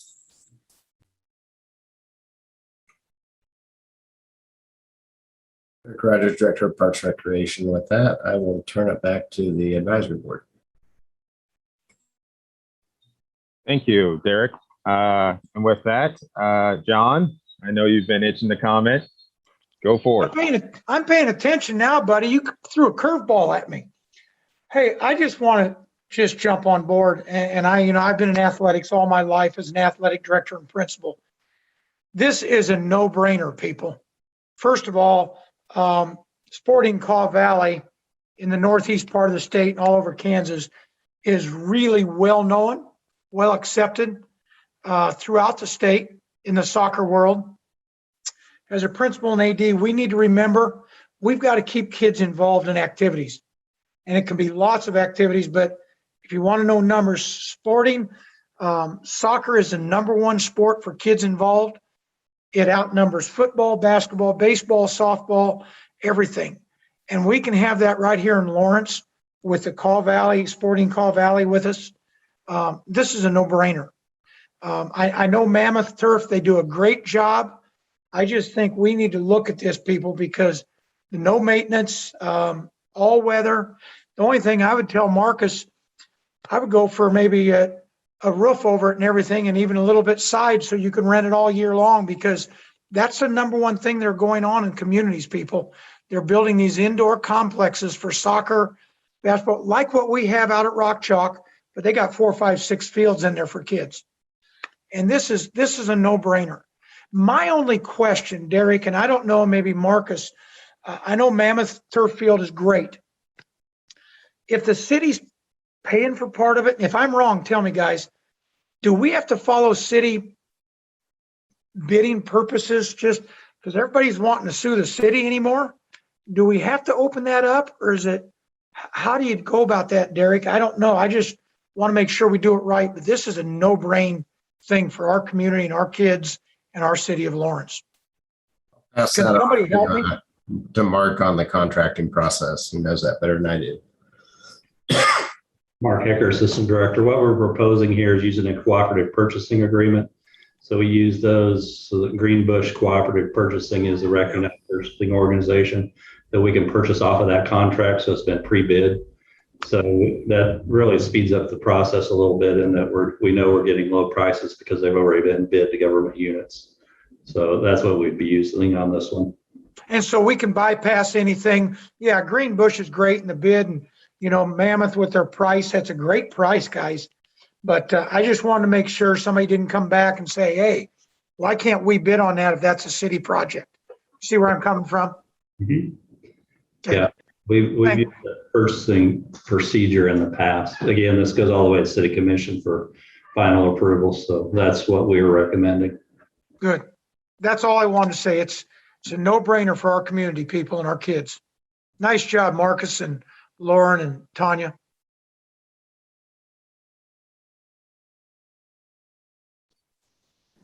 Okay. Didn't hear me, but I said, and Derek and Mark. Any further comment? I would just, Brendan Downey, Parks and Rec Advisory Board. I would just hop on with what John is saying. I agree completely. I think that looking at the proposal and how things have been laid out for us, I have a hard time seeing how we couldn't jump on with SKV here. So yeah, I think that the city of Lawrence wins here, and it would be really helpful in the future for a lot of things. So yeah, I just hop on. I agree with what John said, and I'm excited to see this move forward, hopefully.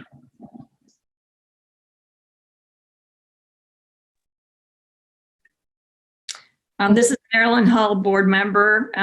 Also want to pile on the praise. This looks like a great and exciting proposal. And somebody who did a lot of driving to Kansas City when my kids were in sort of the elite level of athletics, I can tell you there's going to be a lot of Lawrence families that are really going to benefit from being able to keep their driving time down and their kids' activities in town rather than being on the road all the time. I am a little curious, Derek, on the proposal included, it looked like it included $88,000 a year in new community use. And I guess I'm kind of curious, like, how did you come up with those numbers, and what kinds of uses do you foresee, and how likely are they?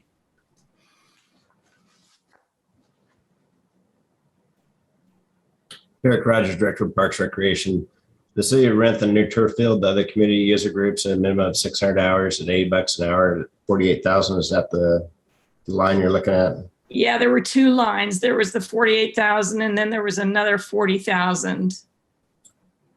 Yeah. That had to do with community use. And for Parks and Recreation, that's one of our concerns is just the timing. I think, I've talked to Marcus. I think our first year, if we push this forward, is an unknown. The unknown of the department is what is the demand for artificial turf outside of Sporting Call Valley? We know Sporting Call Valley will use 2,200 hours a year, $65. So how do we support it? You read the paper the day. There's other soccer organizations that will probably rent other times, and they'll free up grass times for these other organizations to rent space out at youth sports. So there's an opportunity there. We talked about the potential of lacrosse, rugby, baseball field rentals. There may be some rec leagues, some things that we haven't explored. For us, the immediate risk is we're going to have to adjust whether Sporting Call Valley moves forward with this project, or let's say Sporting Call Valley said we're going to go build somewhere else. I would still have the same problem of coming up with the revenues of $80K to make up for that in my budget. So yeah, that first year is a little scary. And even 2021 is really scary because I was hoping we'd be out of COVID and we're not, and my revenues are suffering because of it. Mark, do you want to add anything on the hours and your thoughts? Sure, Mark Ecker, Assistant Director. So we stayed pretty conservative on our estimates. So if you look at Marcus's write-up he did, there's about 1,500 hours of turf time available potentially. So we went down to 600, saying, we don't know what the users are. We know there's an adult soccer group that would probably take some of those hours. We know there's some other, even football may take some of those hours. So we stayed pretty low and hoping that was low enough that we would cover.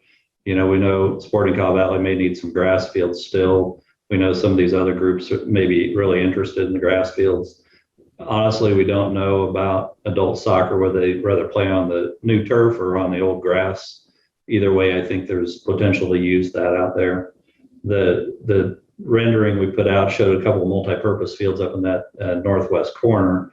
If we go in and convert those existing soccer to multi-purpose, we have a lot better capability to rent them for baseball, softball practices. So, a little bit it's going to be creativity in programming. And then are there programs that we can run that we don't currently run because we don't have space? So my biggest concern on this whole thing is that 80,000 is how do we recoup that? Because I know we'll between Sporting Call Valley payments, we'll cover the debt payment for the new turf. It's how do we cover the 80,000 that's in our budget is probably our biggest concern. Mark, John Blozick, Advisory Board Member. Once that word gets out and, with those two fields, I'm telling you what, I bet you'll make more than you think you will. Because once that word gets out, the number of teams that want to use turf fields is unbelievable. That's the number one thing going. I just heard Derek talk about a stadium with a turf or something down the road out there. That's what people are wanting nowadays, not just for soccer, for everything. I bet you can rent that more than you'll think, and within a year window, once it's advertised, that's going to be done in Lawrence. All the number of schools that don't have turf fields, when weather comes in, inclement weather, Now, the Lawrence schools are lucky to have good facilities, people. But you take all the surrounding ones and advertise to them, I'll tell you what, that rental field will go more than I bet you do. But I think you've done a great job on your numbers, Mark. You seem to do that really well with only going, a certain percentage. But I just see this being a great thing for Lawrence and rental out. I bet you'll make some money off that, just with my knowledge of the turf stuff and fields. No, I want to chime in a couple things too. I mean, this doesn't include any new programming that we may have. And I know, when we have opportunities in the summer, we may want to do more during the week. We may look at new tournaments. So there's some new things that we haven't really considered either. The other thing that I wanted to say is we're not opposed to looking and helping, with a third field come, 2024, 2026 either. So I think that, I think John is right. I think it was John, right? I think sometimes the need is understated, and I can certainly understand Mark being cautious, especially this first year. But in my experience, I'm working with a lot of other executive directors and a lot of other organizations that now are having very large complexes, 10, 12, 15 turf fields. I can't, they want more. That's why they keep building these giant complexes in Kansas City. So I think if you look at some of the numbers, this may be a revenue generator for you in 2 or 3 years, not something that's really that you're thinking about losing money on. So Bart Littlejohn, Parks and Rec Advisory Board Chair. It's I agree with everyone. This sounds like a great proposal and it looks great. The only thing that I'm a little bit hesitant on is the speed of it. And then also, given what we've just been discussing, our previous agenda item regarding IDEA, and what, Jackie gave us a great suggestion for, is I want to make sure that we're not missing out on anybody or leaving anybody behind. So that would be the only thing that I would caution us on, is I want to make all of the programs that come out of Parks and Rec or association with Park and Rec is inclusive and as equitable as possible. So.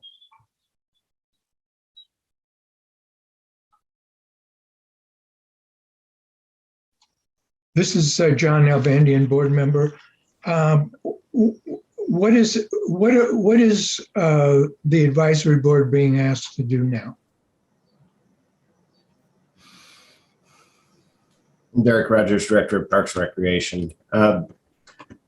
Basically, what we were looking for, recommend, vote on, sending the proposal forward to the City Commission, which is going to require changing the 2026 CIP item, which would have to be done by the City Commission as part of and make this project part of the 2022 CIP funding this year of the project. Okay, this is John Nalbandian, board member. I will move that we do that. Okay, there is a motion out there to go ahead and move it to the city. John Nalbandian with the motion. Is there a second out there? John Blazik, board member, will second. All right, there is a second out there, and I will just do the hand vote as before. All those in favor, please raise your hand of moving it to the City Commission for deliberation. And now for the opposition, all those opposed. Okay, it is being moved to the city for deliberation. So I'm sorry, guys. I hope your hopes weren't up. We are not wouldn't be the decider of this thing. That is a lot of money, and I don't know if I'd want to write that check. So I'm glad that the City Commission will have the opportunity to go ahead and look after it. But thank you for putting that forward to us. And as everybody said, I mean, I think it'll be a great benefit to the community, and we just have to make sure that we can, look at all the parameters of it, and hopefully the city will be able to go ahead and look at it and deliberate. So, does anybody have any further comment on this?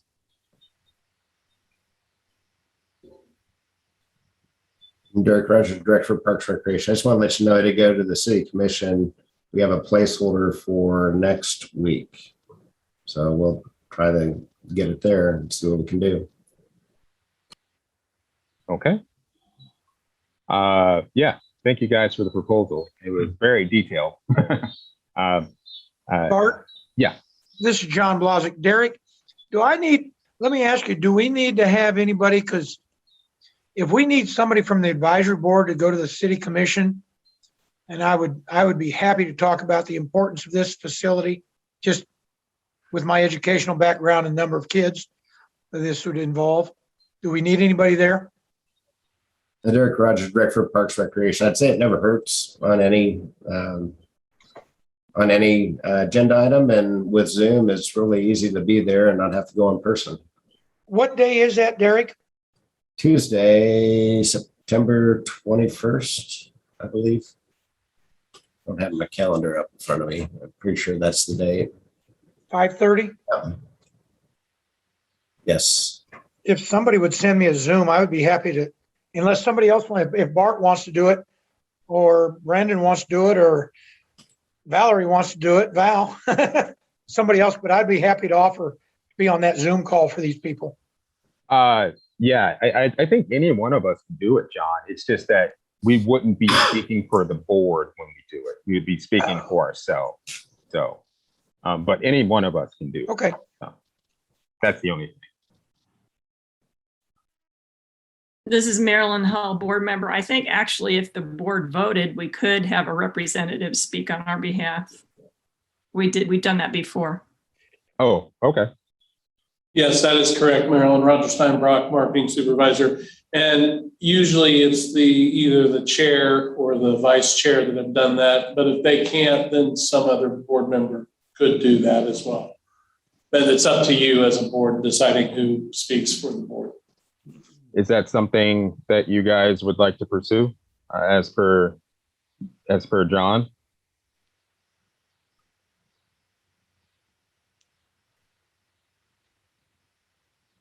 Could we also, if he wasn't elected by you all, have him speak on our behalf?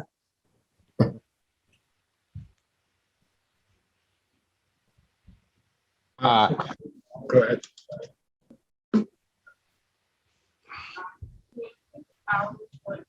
So, Derek, I'm not sure on that part. This is John Nalbandian. As a former commissioner and mayor, I think if it looks like the commission is going to be in favor of this without a lot of debate, having a whole lot of people endorse it is kind of boring.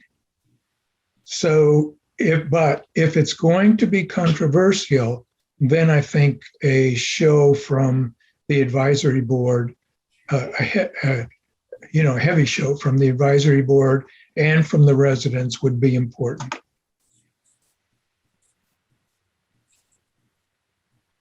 Derek, do you have any sense of whether this is controversial? Derek Rogers, Director of Parks and Recreation. I think it would be wise to have a representative from the board there. It could be if you look at our budgets. One of the things that was mentioned was, are we prioritizing one user group over another user group? We're looking at a $20 million shortfall in 2024. And speaking from a Parks and Rec advisory board or a Parks and Rec department, I look at our revenues. We're still in 2021 revenues are tanking, and who knows where we'll be in 2022. So budgets, from my perspective, will continue to be something that I will continue to work on and worry about until we can make it through the next few years. It may or may not be controversial. The CIP committee, again, took a neutrality stance and said this truly is a city commission decision if they want to reprioritize the CIP, a budget they just approved. So I think on that aspect, it could be a little controversial.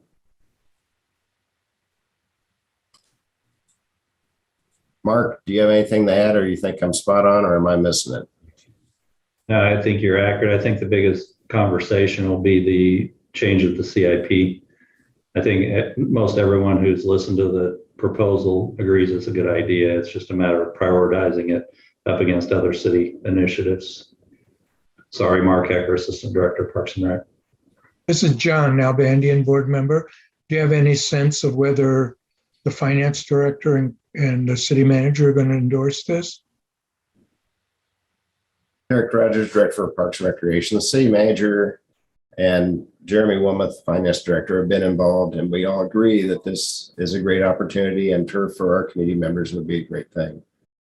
So we've all been supportive of the initiative. So then I think it would be very important for the finance director to speak to this issue.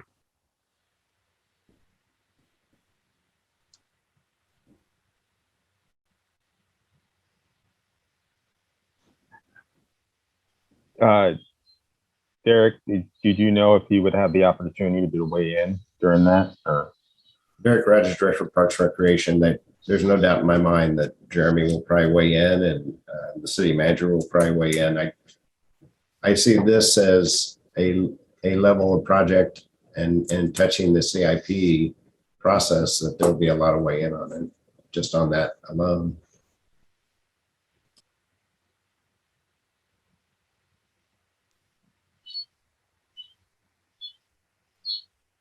This is Marilyn Hull, board member. Well, it seems to me that might be the most credible voice. If the only thing controversial about this is, city finance related, and we as an advisory board aren't really experts in that, and in fact aren't really called upon explicitly to approve any budget items or things like that, it seems like having the finance director endorse it might carry more weight with the city commissioners than our endorsement.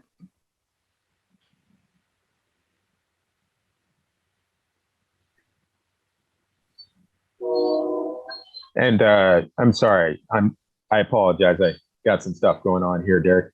What meeting would that be scheduled for again? Just my own edification. Tuesday, September 21st. Okay. Bart, John Blozick, advisory board member. What Marilyn just said, being a past commissioner and mayor, what Marilyn says is pretty strong, isn't it, from the finance person? Yeah, that's what I'm getting. That's the sense I'm getting from Derek and John Nalbandian and Okay. Marilyn is that if the finance since it's going to take an adjustment of the CIP that is currently scheduled for 5 years from now for this project and moving it up, what he says, I think, is probably the heavy hand in this conversation.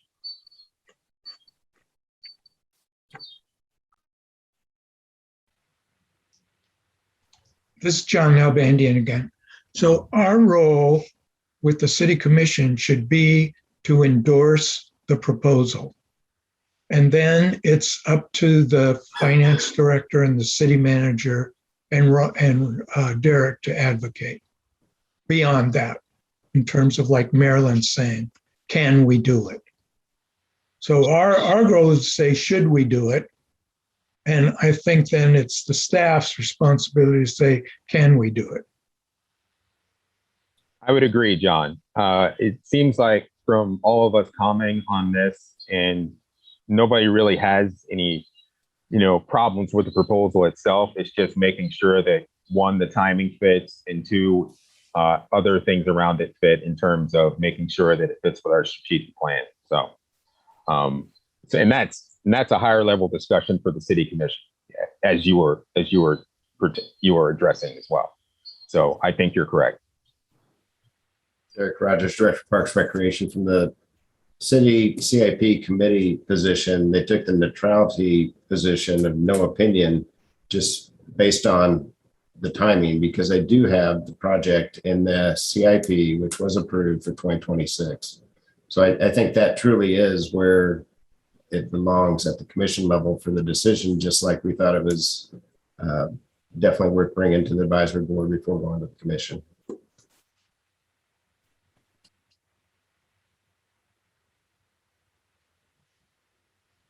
Okay, well, Derek, I think, did we give you a formal endorsement to move it on? I thought we did. Didn't we vote on it? And Derek Rogers, Park and Recreation. I'm seeing Roger, so I know I've crossed the T's and dotted the I's. You voted. Okay, okay. I just wanted to make sure that we talked about it, but didn't actually do it. Okay, okay. Roger Steinbrock, Marketing Supervisor. Yes, I think you covered it, and I will add that to the agenda item and also get that posted post haste. All right. Okay, cool. All right. So, well, thank you guys again for the submitting the proposal. Like I said, it was very detailed, and you guys put a lot of, it was very well thought out. So you've given a lot of information for the city commission to go ahead and deliberate from. So thank you guys for doing that. If no one else has any further comment, I would go ahead and move us on in the agenda here. Did you have something to say, Marcus, or? That Okay. was kind of a thank you for having it. Okay. Good night, guys. Thank you so much. Gotcha. All right. Not a problem. All righty. I know no one can see me. I'm actually outside, but I am here still. It's this is the only safe place with a 2.5-year-old around. So, all right, this is where I'm going to be. Okay. Bart, real quick, Roger Steinbrock, Marketing Supervisor. Brendan had to jump off the call just to let you know he had another engagement at 7:30. Gotcha. Thank you for letting me know, Roger. All right. Looks like we're at concerns of the board and items of interest. Does anyone have any? And of course, as I said before, you can go ahead and address some of the general comment items as well that were brought up. So I will open it up to the board. This is John Nalbandian. I think we ought to talk about the bike trails and the water. Derek, what I know you guys have been dealing with this probably for years. What can be done? Little bridges, what? Derek Rogers, Director of Parks and Recreation. I'm going to pass the mark. He's done quite a bit over his 20-year career on dealing with this. And yeah, I have the same issues, not only on some of our trails, but also on city sidewalks and other places that I've had my share of accidents to. So Mark. Yeah, Mark Ecker, Assistant Director of Parks and Rec. The Rock Chalk Park Trail in particular, we are doing a drainage project on that, which actually just started today. So on that, we'll cut the uphill side, cut a couple places through the trail and put drain tiles in to try to collect water. Just to be upfront, we really haven't had complaints on that trail section. So when the person that talked tonight talked about that, there have been multiple wrecks. That really hadn't been something that had been reported to us. And I had talked to him a couple months ago. So, as we know about these issues, we try to address them. Some are easier to address than others. The one out through the emergency spillway at the lake, really, there's not a whole lot we can do. We've raised some of those trail sections, tried to get water underneath, but if we get a 4 or 5 inch rain, the water is just going to be there. And we've gotten to the point where we actually close that trail if we see it's going to be a problem. The slime they talked about is honestly a weather item. So in other words, it has to be rainy and then turn really hot, which creates that kind of black mossy stuff on the paths. If it's 95% of the time it rains in the spring and the water goes across, it's not a problem. It's usually midsummer when we get the biggest slick spots. So again, we address them as we know about them and try to do our best. There's a lot of trails around. This is John Nalbandian, board member again. The bike trail at Louisiana Street, when it rains there, it's almost like really unpassable. It would really be helpful if, like at Iowa Street, there could be some sort of, not at Iowa Street, I mean at, what is that, Michigan Street? Whatever that, up at the top of the hill where the Baker Wetlands office is, up there, where you go downhill, then to the Louisiana. If there could be something, a temporary sign there that says, it's unpassable at Louisiana Street, so that we don't end up riding our bikes down there and having to ride back. And Mark Eckers, I think we try to address those type of situations. The problem is they change so quickly. So if we have that little quick 3-inch rain thing, they flood out, and then, within a half hour, they're back to open again. Oh. We do the best we can, but people get mad at us either way. If we have it closed and it's passable, then they get upset. Yeah, right.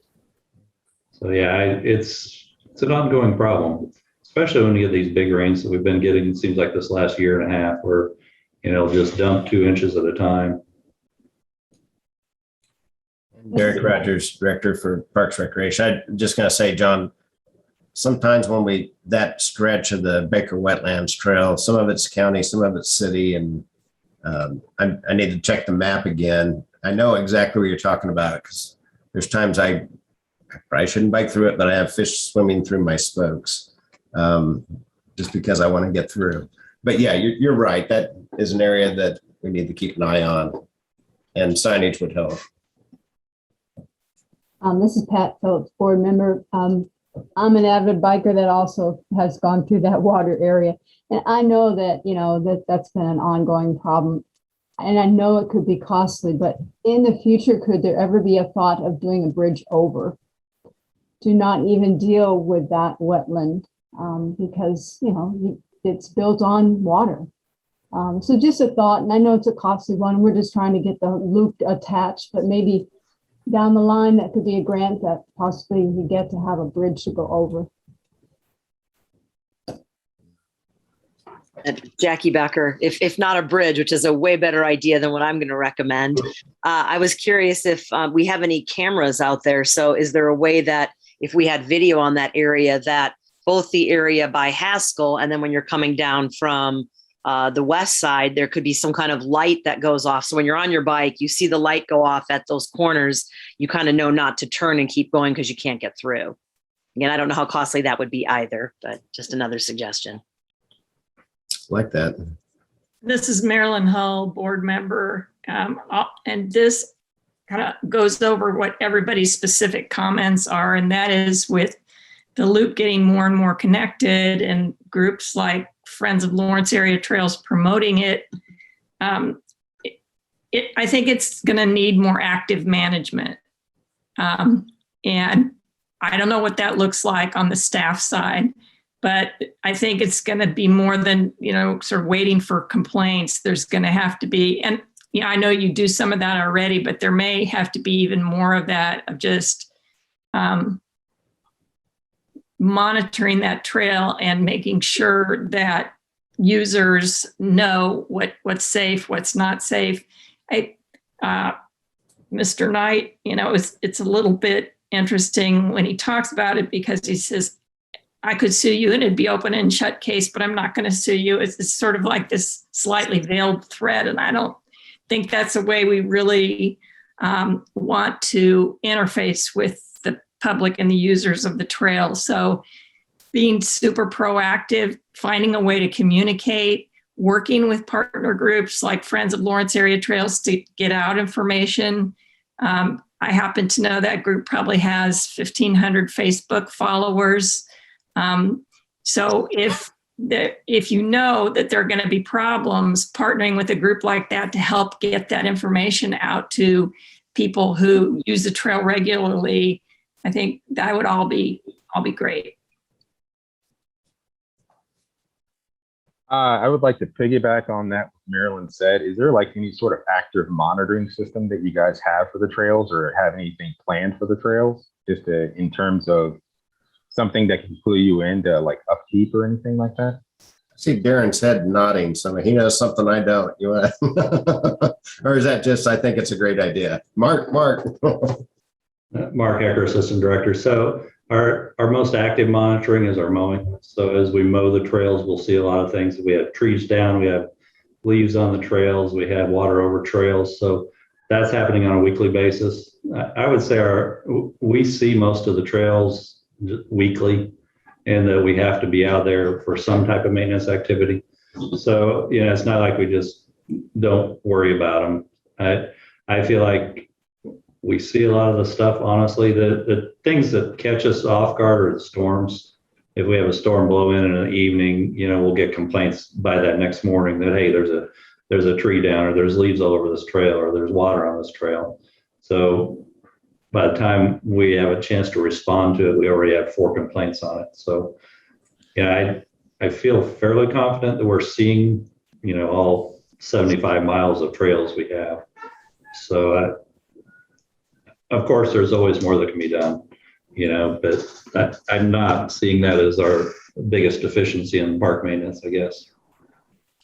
Roger Steinbrock, Marketing Supervisor. I'm always looking at it from the communication standpoint at those spots that we know that are troublesome, putting up signage, caution, slow down, some kind of warning ahead of those spots, because there are some that I think we know that are problematic.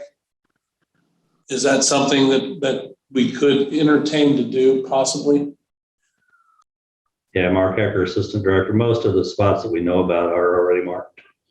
So Rock Chalk Park Trail had signage going up the day after we talked about this problem. The one through the spillway all have signs up. Unfortunately, people don't usually read the signs, so just kind of blow past them. So if we know it's slick, especially out in the spillway, we'll actually close the trail and until we can get to where there is no slime across the trail. So it's perplexing. Derek Rogers, Director of Parks Recreation. At the Baker Wetlands section, we work with Douglas County on some of those, because a couple of those corners at Haskell and Louisiana are theirs. Part of that's probably ours if you get on the north side of Louisiana as you enter. Sometimes it's flooded over there too, closer to the Broken Arrow Park. Yeah, I think that's still county. It's in no man's land. Yeah, anything north of 31st Street is county.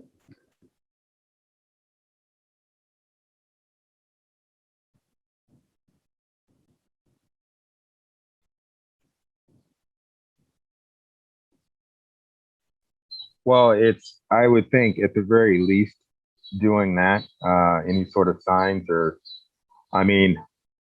honestly, until we can figure out a solution for it, blocking it off so nobody can use it if we know it's going to be dangerous. Or at least try to make it difficult for somebody to use it if we know it's going to be dangerous, until we can find out a solution for it would probably be good. Because I would hate for anybody else to get hurt like Mr. Knight, especially if we know it's a problem that occurs, and not try to have them avoid it.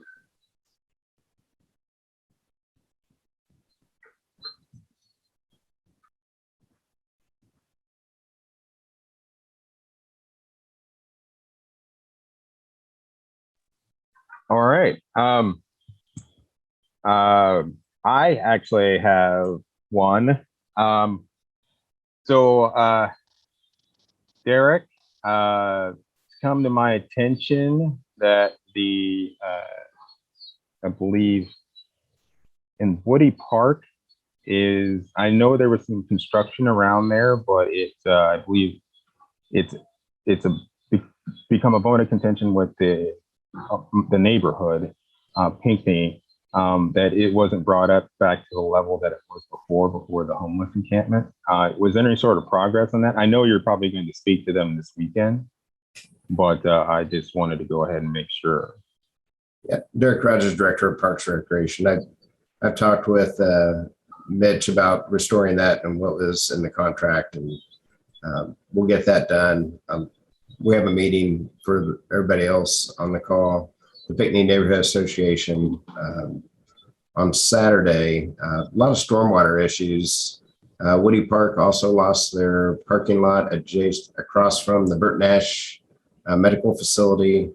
That might be a PDS, Planning Development Services issue. I do think that should have been brought up with the neighborhood association. I'm not sure if that should have been brought up by us or by planning, but if it wasn't and we didn't bring it up and planning didn't, then I apologize. And we'll talk about that on Saturday. But yeah, it's one of those things. I'm glad they reached out. It's a bunch of subjects that aren't really exciting, but the communication with the neighborhoods associations are always a good thing. And I'm always excited to talk to them, even when it's bad news. I like them. Yeah, absolutely. And honestly, it's, it was, especially with, the homeless, houselessness tent encampment there, it was a really cooperative development and project. And I just want to make sure that, that we're meeting those needs for communication and making sure that, we can go ahead and get it back to what it was before, so that, we're all good actors in this thing. So, which I know we are. So I just want to make sure that I encourage that. Thank you. Does anybody else have any items of the board? Marilyn? John Blazik, advisory board member. John, I think Marilyn beat you. Yep. Marilyn Hall. I want to go back to the Masters swimmers. Sorry, Marilyn Hull, board member. I want to go back to the Masters swimmers. The people that were on the call tonight didn't seem like they were really satisfied entirely with the report that they had received. I'm wondering of staff if there's going to be future communication with them, if what are your plans to resolve this dispute with them one way or the other? Brandy Shoemaker, Recreation Operations Manager. Lori Mattis is also here as well. And there's a couple of points that we will follow up with Masters on to clarify.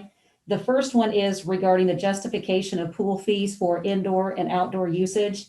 And to clarify in the report, we do note that the short course fee for the outdoor pool is the same as the short course fee for the indoor pool.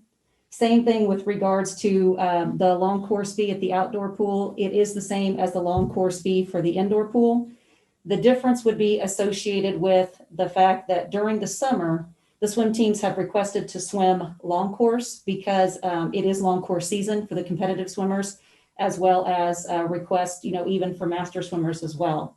And so in light of that, that is the reason why long course is typically held at the outdoor pool over the summer versus the short course. So we will certainly follow up on that. And then with regard to the exclusive use, to clarify, we are not charging exclusive use fees.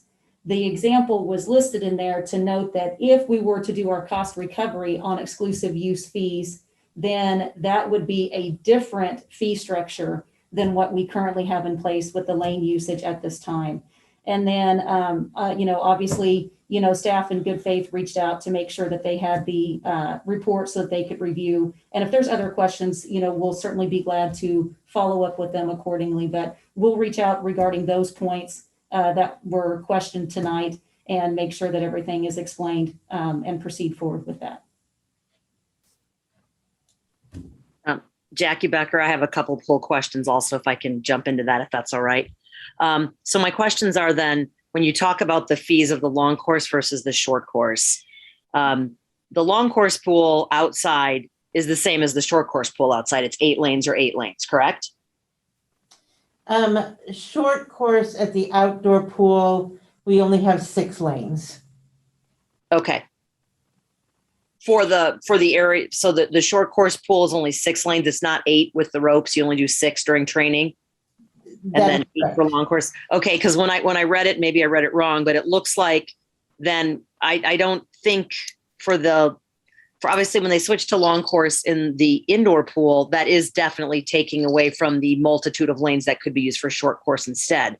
But for the outside pool, those lanes are about the same. So I'm curious, or I'm hoping that maybe you can work something out that the cost can be figured out accordingly because of that. That really you're not using, like you say, you have 6 short course lanes or 8 long course lanes outside, but your statement says that, well, long course takes up 2 lanes. And so I just want to show that the outdoor pool is different than the indoor pool, that you're not using 2 lanes, so that their cost should be looked at and maybe a little different with that, or if you're looking at the flat rates. So I wanted to just point that out. And then I'm curious.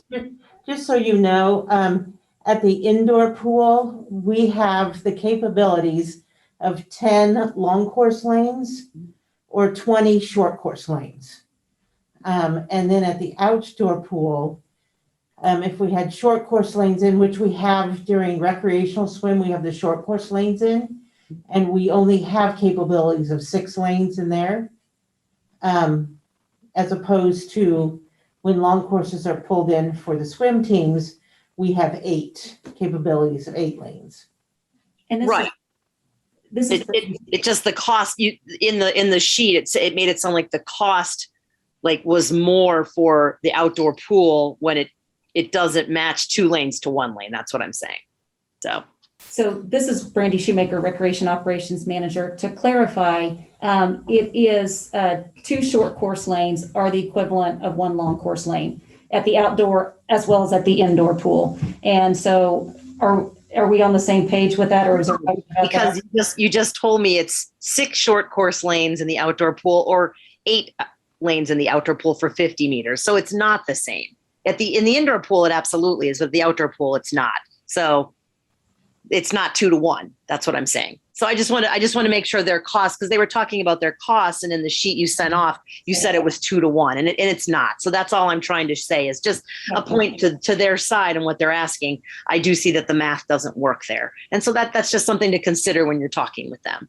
And then I wanted to know also, because you talk about over time how you've taken over as setting things up versus the master swimmer setting it up, or the team setting up the lanes. Is that something you're legally required to do for the city, or could that be something that the teams could retake over as a way to maybe save some costs? So Brandy Shoemaker, Recreation Operations Manager. To clarify, there as far as the courses on 6 versus 8, 6 is what there is in that one area. But as far as the distance of those lanes, they are equivalent to one of those long course lanes, and then 2 of the short course lanes. That is the equivalent. It's just the way that it is structured and set up out there, if that makes sense. I understand what you're saying. It's 6 short course lanes or 8 long course lanes, but the distance of a short course does equal 2 of those short course lanes to one of the long course lanes. And so I think that if I'm understanding what Lori is saying, though, with the way that the pool is set up, typically they only have the installation for 6 of those short course lanes, right, because of the way that the pool is structured and where they have their hooks at versus the way that it's structured for the long course lanes, for clarification purposes. And then with regard to the last question, Lori, do you want to speak to that? When in the very beginning, when we in 2001, when we weren't charging at the outdoor pool because they were setting everything up. At that time, they were taking out the short course lanes, putting in the long course lanes. They'd do their practice, and then they'd reverse it. When we started in 2012, I believe it was, when we started staffing the outdoor pool and taking over the opening and closing, is when we started pulling out those short course lanes to help them be able to just have to pull in the long course lanes and just concentrate on that. So over time, that's where that has evolved. And like I said in the report, as far as them pulling in lanes, we do not charge them for that from the time we open till they pull in lanes. We do not start charging until they actually start their practice. The team that is tearing out the lanes and pulling across short course lanes we don't charge them for that time either. So it's kind of a give and take there of, that way, like the master swimmers, they swim for an hour. They're only getting charged for an hour, not the setup and tear down time. And this is Thank you. Shoemaker, Recreation Operations Manager. To follow up on Lori's point, something that the swim teams have requested is that our staff assist with that process so that they are able to have more time to swim and are able to get their swimmers in and out. So certainly, we're open to revisiting that discussion, but at least that's what the last feedback has been that we've received for the last few years. Cool. Thank you very much. And yeah, do definitely continue conversations with them because, master swimming is another piece of the puzzle to hopefully keeping more people in swimming as part of their athletics. So thanks. Absolutely. Thank you.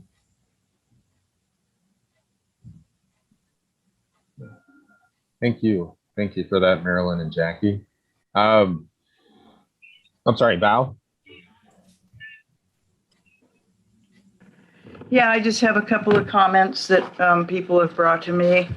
And I just personally want to thank Crystal Miles and I'm sorry, the other gentleman, I think his name was John, for the great forestry work that they've done in this town. One thing that I think happened during quarantine and COVID was that somehow the reservation process for the recreational buildings changed. And I play with a group at East Lawrence, and I guess we used to be able to reserve it by phone and also pay by phone or online. And now you have to reserve and pay in person, which seems a little archaic and is kind of clunky. So I'm not sure what the reasoning behind that change was, but I wanted to bring that up as a process item for the recreation part. I don't know should I pause there? Is there anyone who wants to address that? I know Lee's not here anymore, so. This is Brady Shoemaker, Recreation Operations Manager. And as far as paying over the phone goes, that is still an acceptable form, but it must be done through a full-time staff member and it cannot be done through part-time staff. And that is due to financial controls that have been put in place. So payment is required at the time of the reservation unless there is a contractual agreement form in place. So can a reservation be made by phone? Yes, reservations can be made by phone. Okay, can they be made at the main office where there's a full-time member instead of a part-time member? So the preference would be that they come in person because there is the document that they do need to sign, but if they cannot, then our staff will send that out. With regard to what you're asking at the main office, the current administration building is not fully staffed and open to the public, and Derek can comment on that if need be. But with regard to all of our recreation facilities, there should be a full-time person that could be able to take those reservations over the phone during regular business hours, or if not, then they can certainly call in or email in and we can contact them back and make sure to process that payment without a problem. To the admin building versus to East Lawrence, or they should call the admin building? I would have them contact one of the recreation facilities. So either Sports Pavilion, Community Building, Holcomb, East Lawrence Center, even the Indoor Aquatic Center. And any of the full-time staff members there could be able to process that reservation over the phone and take that credit card payment. At the admin office, they are not staffed full-time to be able to process. But regardless of which facility they're reserving, they can call one of those other ones? Yes. In other words, because I know East Lawrence doesn't usually have a full-time person on. So if they're calling there. Yes. Stephen is there, but he does have meetings and tours of the Carnegie and the Depot that do take him away. With regard to court space, we do request that court space be contacted for that specific facility because usually that program at that facility will know more of what's going on there. Well, I'm not sure what changed, but it's become much more clunky than it used to be. We've been reserving. Now I'll pull rank on everyone and say we've been reserving this court for 40 years, even though I've only been there 20. So something changed. My friend doesn't want to drive from, West Lawrence out to East Lawrence just to make a payment and a reservation. So I won't take the board's time, but I guess I'd like to learn more about that. Feel free. I'd also, go ahead. Brandy Shoemaker, Recreation Operations Manager. Have her feel free to contact myself, Val. My office is over at Holcomb Park Recreation Center, or contact Stephen, and we'll be glad to process the payment over the phone. That's not a problem. And then there was an article in the paper about the new park that's going to go out, the police park, we'll call it, and the sculpture, and it mentioned that it needed electricity, and someone said, why not solar power? So I'd like to kind of throw that out too, why this new sculpture couldn't have be solar generated. So those were my 2 items. Mark Hacker, Assistant Director. I'll try to address that a little bit. We're kind of involved with that sculpture project in that we're going to help get it installed. The design actually calls for low voltage lighting to be used on it, which is similar to the lighting that's used on in the front of the police facilities. So don't know if solar was considered or not. That's a good question. We can actually ask the artist. They haven't completely built the structure yet, but it's on its way. I believe it's going to City Commission for final approval tomorrow night. So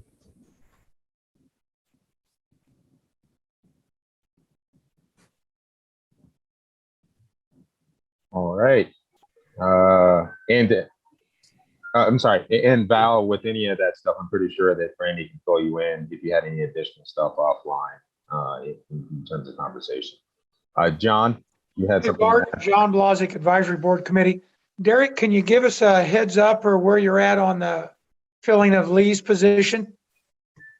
Sure, Derek Rogers, Director of Parks and Recreation. The position closed Friday at midnight. We had north of 80 applicants for it.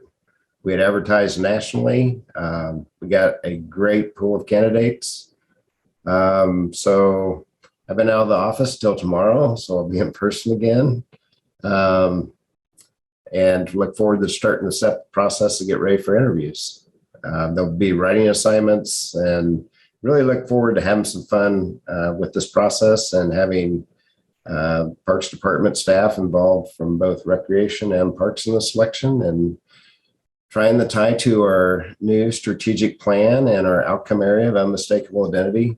So I'm excited. The brochure we put out tied a lot to that and where we're trying to go with accreditation. And yeah. Good.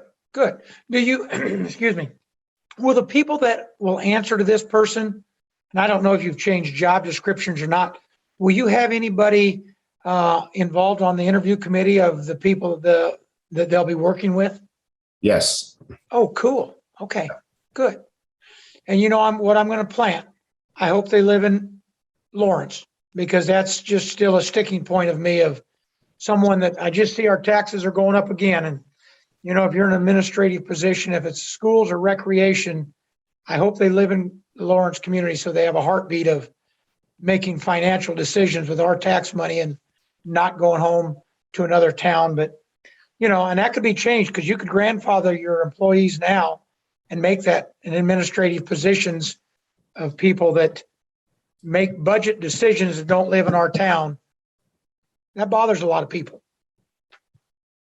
And I know you and we've talked about this, so I hope they're in town. Thank you. Or if they, you know, we have like a lot of candidates from all over the United States, and one of them had actually worked in a foreign country and done some things. So, you know, maybe if that whoever's selected, as long as they're willing to immerse themselves in the Lawrence community and hit the ground running, become part of the fabric of the community, I am elated. Yeah. And, you know, Lee brought something besides lots of years. He knew lots of people, despite, you know, if they liked him or disliked him or had an agreement. He was just like John talked about a couple hours ago, the importance of networking. He's a huge networking piece in this community when you live here and people see you around. That's big. And that's a piece that, you know, despite his knowledge and experience from Lee, you know, he brings a networking piece that's left a whole big hole in the rec staff right now. So. Good job. Thank you. A couple other updates. One, John, I liked your suggestion on the survey of the downtown businesses. We have our meeting with Unmistakable Identity on Thursday. And I think that's something I can discuss with the group. Maybe we can get a survey out, because I am interested to know. I know the city has done some things, but what's their current feeling? There's some, I'd love to say as we start to reopen, we have more events coming to the city that are outdoors. Unfortunately, I'm looking at our metrics from Lawrence Douglas County Public Health, and we're going absolutely the wrong direction, and it just continues to go that way. So my optimism is dampened, but I'm encouraged that we can keep things going that are exciting for the community. Eric, if I could just say something there. We are doing some outreach to the community on the parklets to get feedback from the community on its usage. That's coming out of the city communications office. So if you haven't seen something, you'll probably be seeing that shortly, outreach. And then from there, they wanted to get information on what people's thoughts are, positive, negative, and then looking at a long-term usage of the parklets. So. Go ahead. And I would also mention that I hate to be that guy, but we're running on 2.5 hours here. So if we could kind of dovetail some stuff so that we could end the meeting fairly. I see Val's fingers going up. So this is Val Renaud, board member. I just wanted to tag on to John's question. How about Penny's position? Will we get the next Penny to come work with us? Right now, my main focus is on making sure we can fill getting the assistant director for recreation filled. Going back to something that I know John's aware of, Val, you alluded to it. With Liz going to the finance office, we put a proposal forth in front of the city manager about taking some positions, and her position was one of them, to create a couple of event marketing specialists to help us out with our unmistakable identity, which decentralized a lot of our customer service and admin support to the field. And so that is a change. We don't have a full-time admin in the admin building downtown. People walk over to the community building, can get service there. And like I told John, I'll gladly share my phone number. You can call me anytime you want. You can call probably any of the staff, Mark, Roger. And if you don't feel like you're getting an answer or satisfaction, please do call us, and we'll get back with you. First things first, I need to get the assistant director filled, and then we'll turn our focus inward.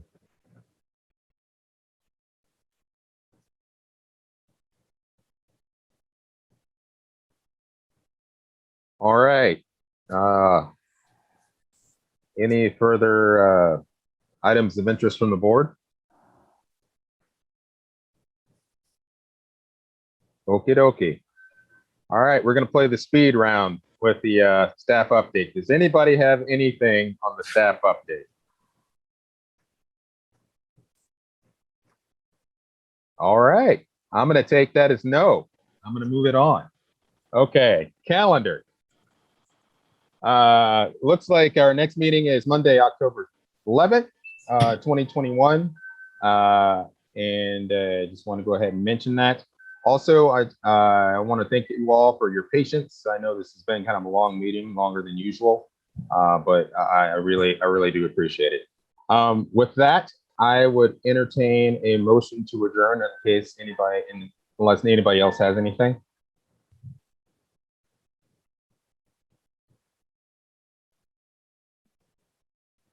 I motion to adjourn. What? Oh, okay. Is there a second? John Nalbandian, a board member, I'll second it. Okay. All right. There's a motion out there by the chair and John Nalbandian with the second. Is there any opposed, or is all in favor of adjourning? Please raise your hand. Any opposition? I hope there is none out there. Okay, I'm not I'm using any undue influence. All right, it looks like we're adjourned. Thanks, folks. I really appreciate it. See you guys. Good meeting tonight, Bart. Thank you, Bart. Thank you.